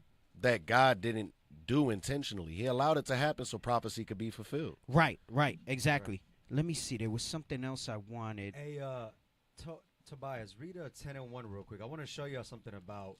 You want Acts 10 and 1? Yeah, 10 and 1 about Cornelius. The book of Acts, chapter 10 and verse 1. There was a certain man in Caesarea. Where at? Caesarea. Hey, Othania, can we look up a map real quick? Let's see where Caesarea is at. Just in case anybody still thinks he's Italian. Right. Let's look up Caesarea. Hey, we've always missed a little subtlety, nuances in the scriptures. Caesarea was a land where he was at, amongst the heathen. Now watch this. When Officer Othania pulls up the map, we're going to see where Caesarea was at. Hey, check your mic, Sasha. I think you may have accidentally unplugged it. Just push the red tips on each end. Because you sound really low, but I know your volume is up. Yeah, that's weird. What about now? I hear you fine. I hear you too. Check. Okay, you good. All right, cool. Pull up that map real quick and then read Acts 10 and verse 7 regarding what Deke said. The book of Acts, chapter 10 and verse 7. And when the angel which spake unto Cornelius was departed, he called 2 of his household servants. Remember, there was 3. It was Cornelius and 2 of his household servants. Watch this. And a devout soldier. And a devout soldier. Devout. That word we want to focus on. You back, Deke? Go ahead. Go ahead. Oh, okay. Acts 18 and 2, and then pull up Caesarea real quick. Acts 18 and verse 2. I'm telling you, it's these words that Christians miss, or they intentionally want to miss because they don't want to accept the fact that the scriptures is saying what they say. Now watch this. Where's Caesarea? Go in that map right quick. Now that ain't a good map. We want to see where Caesarea is in the map, an ancient map of Caesarea. All right, Acts 18 and 2. The book of Acts, chapter 18 and verse 2. And found a certain Jew named Aquila, born in Pontus, lately come from Italy. This man was also from Italy. He is a Jew. So showing you that we're scattered all throughout. Go ahead. With his wife Priscilla, because that Claudius had commanded all Jews depart from Rome, and came unto them. Right. Where's the one where it talks about devout? That 18 and 2, right? No, that's 22 and 12. Oh, 22 and 12. I read that. Oh, here we go. Now, look at Caesarea on the map. Look at Caesarea on the map. This is Northern Kingdom territory. That's right near Galilee. Remember, it said he'd be by the sea coast. When you look at Caesarea on the map. Caesarea Philippi, yep. You see that? So just to let y'all know, Cornelius was not an Edomite. Right. He was an Israelite. Right. But Deke, I'm going to give it back to Deke. Okay, so we went on the corners. We went over the vessel. I mentioned that Hosea primarily talks about Northern Kingdom, but it also includes Southern Kingdom. I'll give you one verse just to prove that. Let's get 5, Hosea 5, and read 5. The book of Hosea, chapter 5 and verse 5. And the pride of Israel doth testify to his face. Therefore shall Israel and Ephraim fall in their iniquity. Come on. Judah also shall fall with them. Judah also will fall with them, which happened when Babylon came into power, right? So he's letting them know in the spirit. Hosea was able to see, listen, this is going to happen too, right? It's starting with you because the way you're going off in your simplicity, all right? Kick the Levites out, didn't want to keep that. Right. But remember, it wasn't all. There was some of Ephraim that wanted to go, and they kept the sacrifices. They would go up. Even though they were living over there because they had no dealings with each other, you had that split. There was a remnant even in that time during the split. Wasn't Tobit a part of that remnant? Tobit was a part of that remnant also. Yes, he was doing that too, right? Yeah. So now, let me get... let's get Revelation 7. Which verse? And start at 1. The book of Revelation, chapter 7 and verse 1. Whenever you hear those 4 corners, it's talking about us being dispersed, right? When you hear that thing talking about that, Revelation 7 and 1 says what? Come on. And after these things, I saw 4 angels standing on the 4 corners of the earth. North, south, east, and west. Go ahead, come on. Holding the 4 winds of the earth. Let's get 2 Ezra 13:5 so we can show them what the winds are, all right? Holding the 4 winds of the earth. The book of 2 Ezra, chapter 13 and verse 5. And after this I beheld, and lo, there was gathered together a multitude of men out of number, from the 4 winds of the heaven. Right, so it's dealing with those armies of the earth, right? Those other nations, because that's what the Lord's going to use as his instruments, right? Because we know it's going to be nuclear destruction, those missiles, the waster. Who has those in their control? And just like he put it in Cyrus to let us go, he's going to put it in their hearts. Because you would think, man, it's unthinkable. Why would anybody risk nuclear war? Why? Right? Why would anybody risk nuclear war if they know it's assured destruction? Well, the Lord's going to put it in their spirit to do that because it's assured destruction for them, but it's not going to touch us, right? Let's go back to where we were. Go ahead, come on. You want Acts or Revelation? I want Revelation 7. The book of Revelation, chapter 7 and verse 1. And after these things, I saw 4 angels standing on the 4 corners of the earth. Well, the 4 corners, why? Because we're scattered all over, right? So the angels are keeping watch to make sure that that remnant is able to be saved, right? Let's jump to 4. This is why it says this. Verse 4, and I heard the number of 3, sorry. Verse 3, saying, hurt not the earth, neither the sea, nor the trees, till we have sealed the servants of our God in their foreheads. Right. Well, so we've sealed the servants of our God in their foreheads. And where are they found? In the 4 corners of the earth. They're found as a nation from within a nation. Go ahead, read. Verse 5. Verse 4, and I heard the number of them which were sealed. Uh-huh. And there were sealed 144,000 of all the tribes of the children of Israel. Of all the tribes of the children of Israel. So all the tribes are named here. For the sake of time, I'm not reading it, but it names all 12 tribes. And that's why when you go to Revelations, you're supposed to know who the tribes are. Get me that about the 12 gates? Yes, sir. The book of Revelation, chapter 21. Uh-huh. And 12. And verse 12. And had a wall great and high, and had 12 gates, and at the gates 12 angels, and names written thereon, which are the names of the 12 tribes of the children of Israel. 12 gates, and upon them are the names of the 12 tribes. Where's the name for the other nations? Where's the name for the haplogroup? Where's the name for the DNA strand and all this other stuff? It ain't there. It ain't there. Show me where it says go to DNA in the scripture to figure out what tribe you're from. And just in case one of them tries to run up, you got an angel protecting the gate. Just in case. Right. To slice your head off. Right, exactly. Okay. Now, let's go back. Let's go to let me see where I want to go. Somebody say something. Run up and get done up. I'm trying to cut around so that I don't Hey, is Officer Job even there? Uh-huh. Oh, he here. Yeah. Yeah, he here. Okay. Just checking on him. No, he looked like he just taking it in. Man. He just taking it in today. He just I'm doing just like a checking on him. Tobias. Hey, read 21 and 14 now. The next verse. Of what? Of what he just read in verse 12. Jump to 9. I'm sorry. Revelation? 21 and 9? No, 7 and 9. The book of Revelation, chapter 7 and verse 9. After this I beheld, and lo, a great multitude, which no man could number. So you got the four, remember it said the four corners. We've established what the four corners are, and we'd be scattered into those corners, right? It says, after this, lo, a great multitude, which no man could number, which goes into Hosea 1 and 10. Right. Go ahead, come on. Which no man could number, of all nations, and kindreds, and people, and tongues, stood before the throne, and before the Lamb, clothed with white robes, and palms in their hands. And that's not talking about the other nations. That goes with Hosea 1 and 10. You got Matthew 19, 27, 28. That goes with Genesis 32. It goes with Genesis 48. It goes with 2nd Ezra 2. It goes, and the reason it says all nations simply is go to James 1 and 1. Right? I'm trying to do this the short way. Hey, New Testament too. You want Bible? I'll give you Bible. Right. Because remember, some people try to pull 9 Christians to say, see, yeah, it's them and the other nations, but the gate don't say that. Right. Right. The gate don't say Wait, that. how is it all nations then 21 and 12 says 12 gates? Come on. The last book of the Bible. Come on. The book of James, chapter 1 and verse 1. James, a servant of God and of the Lord Jesus Christ, to the 12 tribes which are scattered abroad. Reading. To the 12 tribes which are scattered abroad. Get Acts 2 about devout men under every nation under the sun, because that says nations. That should be in there too, where it says of all nations and kindreds and tongues. Acts 2 is perfect for that. Let's get Acts 2. Wait, let me see where I want you to start. 5. Awesome. Hold on. I don't know if I want him to start at 5. Relax, bro. Relax, chicky thing. Verse 4. 3. 3. The bang bang. Yeah, go ahead.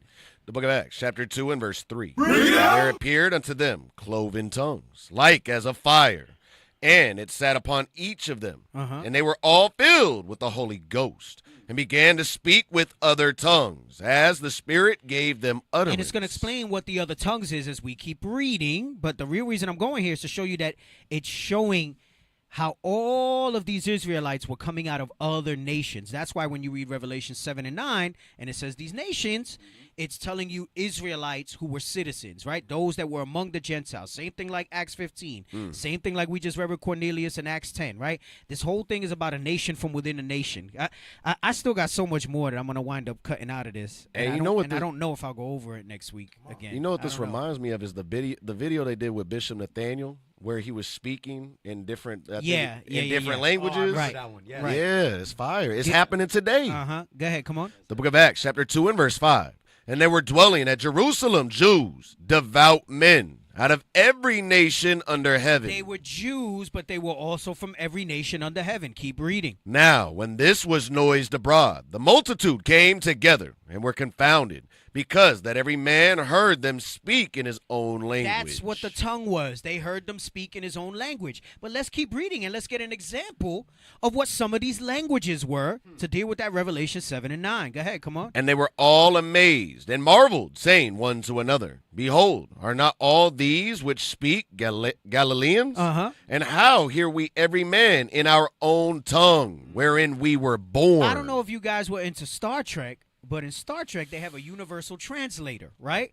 And this is how this was the trope in the show, how they were able to speak with these other races that they found, these aliens, because they had it used to be in the old show, they had to hold it. When the new shows came on, their little Starfleet thing, that was the universal translator. So they would just speak in their language, and it would be translated to Klingon or Romulan or whatever it was. And then the Romulan would speak to them, and this thing would translate their natural speech to them.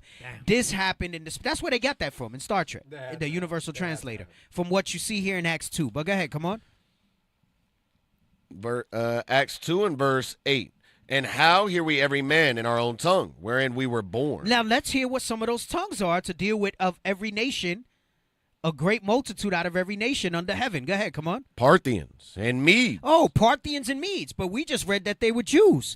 These are Israelites that were also citizens of Parthians and Medes. Go ahead, come on. And Elamites. Oh, just like we went and we're dealing with the remnant of Elam, that's actually Israelites now. Go ahead, come on. And the dwellers in Mesopotamia and in Judea and Cappadocia, in Pontus and Asia, Phrygia and Pamphylia, in Egypt and in the parts of Libya, about Cyrene, and strangers of Rome, Jews and proselytes, Greeks and Arabians. We do hear them speak in our tongues the wonderful works of God. Right, but these were all Israelites that we had just read in Acts 2. So now, there's just a short way for me to show you Revelation 7:9. I quoted a bunch of scriptures that you could go to. Now you understand why Revelation 7:9 says this. The book of Revelation, chapter 7 and verse 9. After this I beheld, and lo, a great multitude. Just like the multitude that was there in Acts 2. Go ahead, come on. Which no man could number, of all nations. Of all nations. Why? Out of every nation under heaven, like we read in Acts 2 and 5. Go ahead, come on. And kindreds, and people, and tongues. And those different languages. Why? Because Israel would be scattered to the four corners. We would be few among the heathen. All right? Go ahead. Come on. Stood before the throne and before the Lamb, clothed with white robes. Clothed with white robes. Come on. And palms in their hands. Right. So this is going into the Israelites who were scattered. This is why you need to be able to read the Bible from the beginning to the end. If you just focus on these verses and you have no context, it'll sound like it's talking about something else. Right. Now, I skipped the part. I wanted to go to Acts 11 after you saw that Peter was dealing with Cornelius in Acts 10, so you can see that same nonsense that they came up in the chat to try to talk with, that happened there too. Let's get this, Acts 11 and 1. The book of Acts, chapter 11 and verse 1. And the apostles and brethren that were in Judea heard that the Gentiles had also received the word of God. And when Peter was come up to Jerusalem, they that were of the circumcision contended with them. They were pissed at him, saying what? Saying, Thou wentest in to men uncircumcised, and didst eat with them. But Peter rehearsed the matter from the beginning, and expounded it by order unto them, saying, I was in the city of Joppa praying, and in a trance I saw a vision, a certain vessel descend. So for the dumb Christians that think Acts 10 is so that they can eat their freaking pork and shrimps and lobster, Peter explains in 11 what the vision was about. Go ahead, come on. As it had been a great sheet let down from heaven by four corners, and it came even to me. So how come he don't say, when as we keep reading on, and man, after that, I went and I got me some pork sausage. Right. I went ahead and I grabbed some shrimp and lobster from the local market. Crab legs. Some crab legs and all of that. Don't say none of that. But go ahead, come on. Upon the which, when I had fastened mine eyes, I considered, and saw four-footed beasts of the earth, and wild beasts, and creeping things, and fowls of the air. And I heard a voice saying unto me, Arise, Peter, slay and eat. But I said, Not so, Lord. For nothing common or unclean hath at any time entered into my mouth. But the voice answered me again from heaven, What God hath cleansed, that call not thou common. And this was done 3 times, and all were drawn up again into heaven. And, behold, immediately there were 3 men already come unto the house where I was, sent from Caesarea unto me. Right, that's all I wanted, just to tell you that they had that contention, but what was going on there is that he was explaining to them what the vision in Acts 10 was about, right? And the reason that sheet went up into heaven again, that symbolizes that the promises is for northern kingdom too, right? That's why it says the sheet went up into heaven, didn't just stay in the earth, right? Showing him that redemption, salvation is for them as well, right? Remember, because you read in Acts 1, will thou now restore the kingdom, right? And it says he was taken up into a cloud. So it's dealing with when it goes up into heaven, it's letting them know that the kingdom applies to them as well. The kingdom applies to them as well. Y'all, go back to what you wanted to go to. I want to look through these notes. I'm gonna see what else I can. I still have half of this that I didn't go through. Dang. I still have half of this that I didn't go through. I might have to do another start it next week and then just move into like a secondary topic after that. But go to the. Should we do the Isaiah 6 one that we were talking about earlier, Deke? Or you think we should say that for the end? Maybe. Well, no. Let's use that. Yeah. We could use that for next week. For the end? Okay. All right. Because I still got. Let me see how far we'll go. Let me see how far we'll go. Can I point one thing out real quick? Just quick precept. Get Acts 10 and 28. Gotcha. Just to tie it up, because in the same chapter of Acts, it tells you what he said when he talks about that being common, right? The book of Acts, chapter 10 and verse 28. Read. And he said unto them, you know how that it is an unlawful thing for a man that is a Jew to keep company, or come unto one of another nation. Right. So now this is talking about the circumcision. Read. But God hath showed me that I should not call any man. Any what? Any man. Any man. Common or unclean. So when he's talking about that earlier, that being common or unclean, he's talking about keeping company with somebody that wasn't circumcised, those that weren't keeping the law. Same thing we read in, what was it, John 4? The Samaritans were not keeping the law. They fell away. Yep.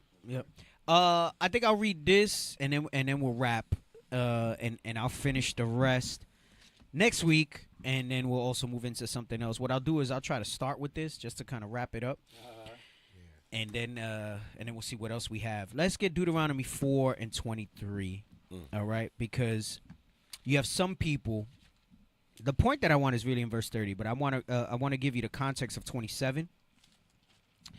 Let me see. Yeah, we're gonna read all the way to 35 in this. All right, so that we and then we'll probably start here next week, Lord's will. So start at 23, right?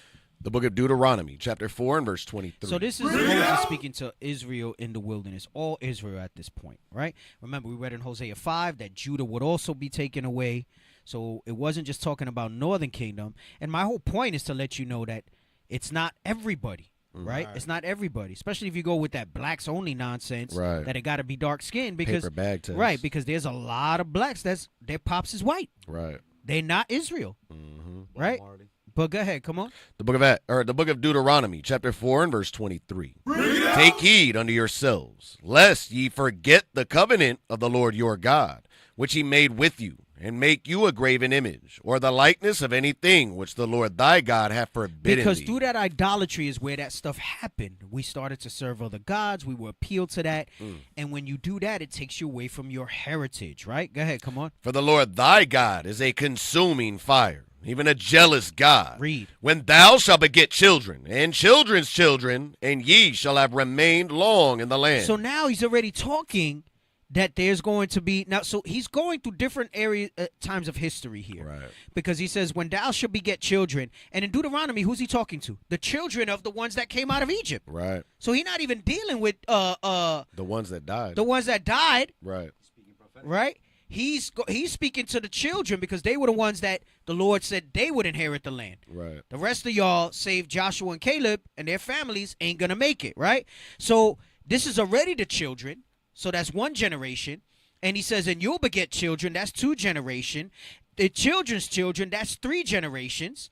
And he says, and you shall have remained long in the land. And what's going to happen? And shall corrupt yourselves, and make a graven image, or the likeness of anything, and shall do evil in the sight of the Lord thy God, to provoke him to anger. Read. I call heaven and earth to witness against you this day, that ye shall soon utterly perish from off the land whereunto ye go over Jordan to possess it. Hold on 1 second. I just thought of a verse. Hold that. Get 21 and 25 so you can see when this was fulfilled.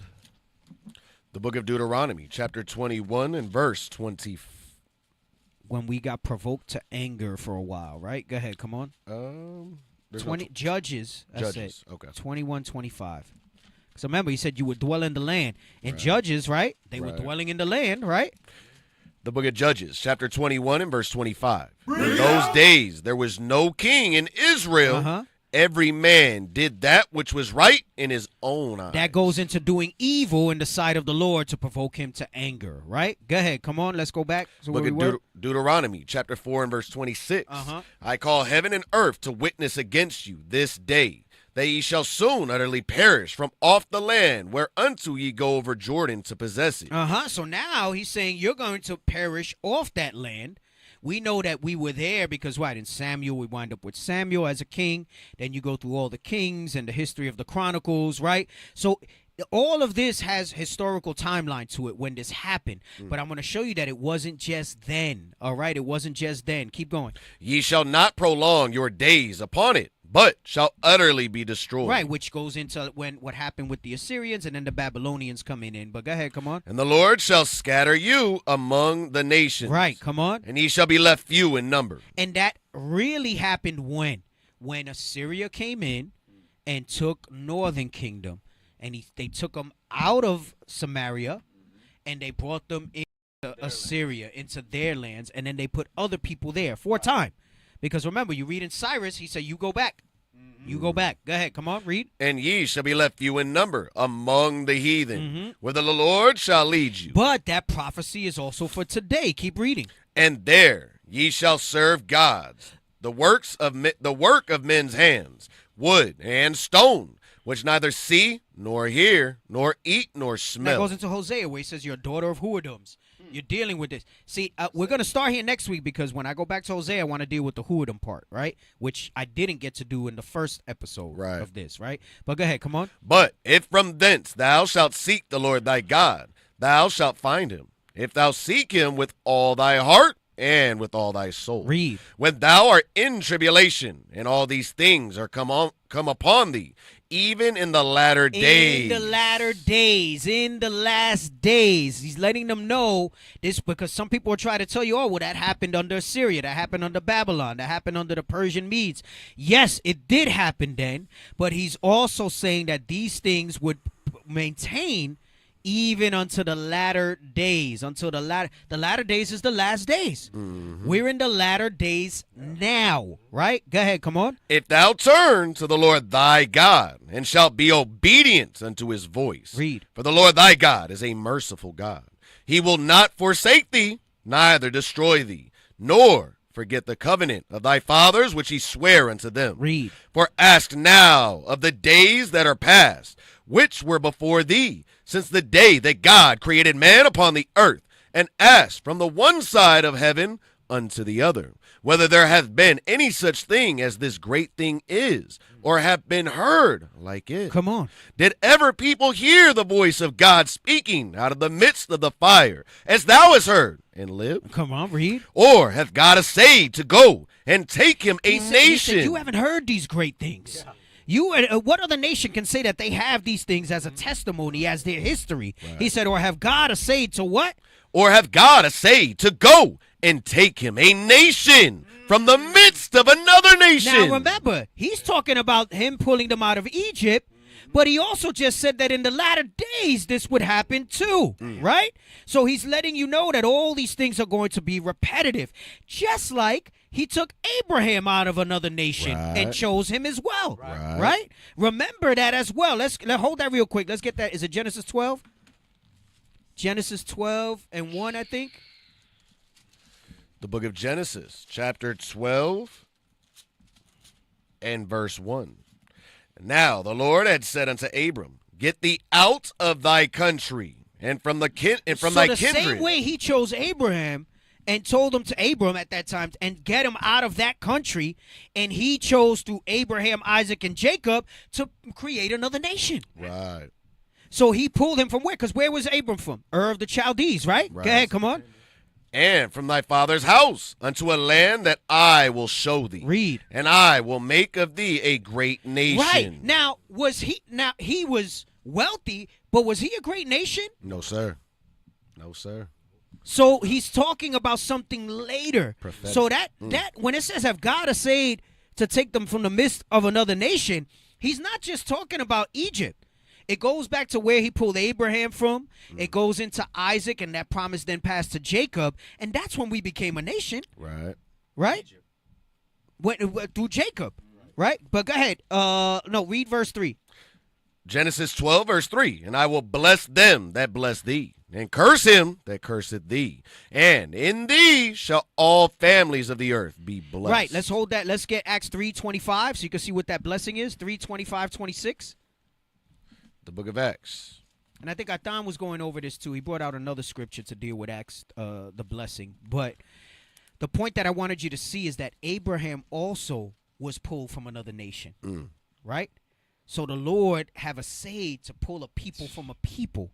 And he's going to do the same thing again when our redemption comes in these last days. This is why it says we have to go to the four corners, to the four winds, to wherever Israel is scattered, and you're going to find remnants in all these places, because the miracle is going to be, it's like you seen that movie it's with Wolverine. It's with Hugh Jackman and John Travolta, that he's a hacker and he was trying to find a worm.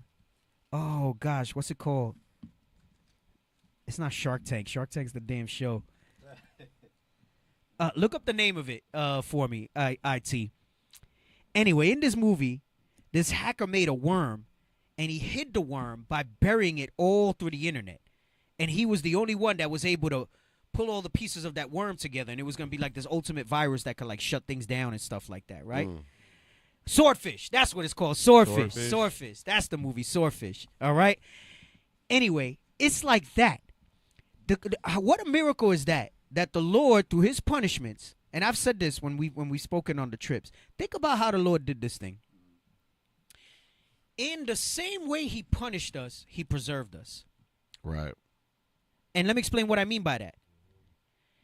If they had known where we were, and we were all together in one place, right, would they not have continually wiped us out? Until we were none left. That's why in Luke he said, flee to the mountains. Right. Because they knew most of us were all there in Jerusalem. What they didn't really know and understand was that you had a large remnant over here, and that the rest was going to be able to hide in Africa. Right? Until these times of these last days, right? So the same way that they needed this one guy to pull this worm from all these places, he hid it in plain sight amongst all the computer networks. God in his punishment preserved us because people weren't looking. So in what they thought were their crafty devices, it was a way for the Lord to hide us and preserve us. That goes back to the crafty counsel, that our name may be no more in remembrance. Right. We're literally hiding in plain sight. Yes, we are hiding in plain sight. We are hiding in plain sight. That's crazy. Amongst them. And so much so that we say we're not Israel. Right. No. I'm American. I'm this, I'm that. Right. But so in the same way that he punished us, he preserved us. That's heavy. Because if they knew where we were, they'd have wiped us out. That's heavy. They'd have wiped us out. It's a lot harder because it was ancient warfare then. And now they just drop a nuke. Right. Yeah. All the countries will get together and say, look, the reason they don't do it, obviously the Lord is staying their hand, is because they can't find us all. Right. They'd have to nuke the world. Right. They did it in Black Wall Street. Uh-huh. So they got a history of doing it. Uh-huh. They're willing to do it. That's a good point. They would have done it. Right. That's why you read in 1 Corinthians 1, and it says he chose the base things and the hidden things, right? The foolish things of the earth. To confound the wise. To confound the wise. Right. He confound them. They even in the fact that the upper elite knows that we are the Israelites, right, they still can't gather us all together. The same way he told us, don't separate, Right. lest we destroy some of the wheat with the tares. Right. They can't do it either. That's heavy. You understand that? That's I the got a precept for that. Go ahead. Numbers 1:18. Uh-huh. This is how we could be hidden, because it's not about color. It's not about color. And it ties Hispanics right is back. That's about heavy. it's about your lineage. It's about the seed. Because we've gone over this plenty of times where we show certain people that look a certain color, but they are from the seed of Judah, which Right. is the so-called blacks. Read that. The book of Numbers, chapter 1 and verse 18. And they assembled all the congregation together on the first day of the second month. And they declared their pedigrees, Pedigree, your lineage, read. after their families, by the house of their fathers. Your father carries the seed. Wherever you get that seed and you put it anywhere on God's green earth, what's going to come out that ground? Whatever that seed is. If it's an apple seed, an apple's going to come out that ground. So guess what? Same thing with us. If an Israelite seed, a black, Hispanic, or Native American seed is planted in other nations, unfortunately, that seed is going to be the lineage of that Israelite man. Let's get Matthew 13:24. I want to show you this again. Because this supports what I'm saying. In the same way he hid us, he preserved us. 24? 13:24. The book of St. Matthew, chapter 13 and verse 24. Another parable put he forth unto them, saying, the kingdom of heaven is likened unto a man, which sowed good seed in his field. Right. So he chose Israel of a nation of a nation. Go ahead. Come on. But while men slept, his enemy came and sowed tares among the wheat, and went his way. Right. So we were scattered in captivity, in the curses, like we're reading. Colonialism. All right. Colonialism all over the earth. Right. Go ahead. Come on. But when the blade was sprung up and brought forth fruit, then appeared the tares also. So even though we were preserved, tares were amongst us too. Why? Because we were left few in number among the nations. Right. Go ahead. Come on. So the servants of the householder came and said unto him, Sir, didst not thou sow good seed in thy fields? From whence then hath it tares? Right. Go ahead. Come on. He said unto them, An enemy have done this. The servant said unto him, Wilt thou then that we go and gather them up? An enemy have done this. That goes into that Psalms 83, right? So, but the Lord, you think they just did this contrary to him, he allowed it to happen? Talk about battle strategy. Right? Go ahead. Come on. But he said, Nay, lest while ye gather up the tares, ye root up also the wheat with them. But if you do that, don't try to find them. In the way that he punished us, he preserved us also. Read. Let both grow together until the harvest. Come on. And in the time of the harvest, I will say to the reapers, gather ye together first the tares. That's why the scripture talks about when he finds those in strange apparel. Right. When it says that there'll be nothing will touch us, we'll scarcely be saved in that. They're going to know. Right. The angels will know. Right. And they'll know who to grab and who not to grab. Right? Go ahead. Come on. And bind them in bundles to burn them.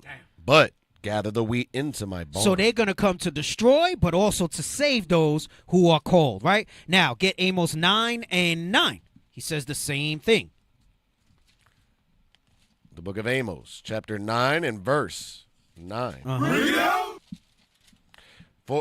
For lo, I will command, and I will sift the house of Israel among all nations. It has to be him.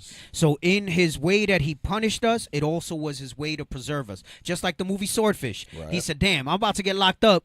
He said, I gotta hide this worm, but I can't hide it like on a disc or in a drive. So he broke it up into pieces and scattered it all over the internet that nobody was able to find it.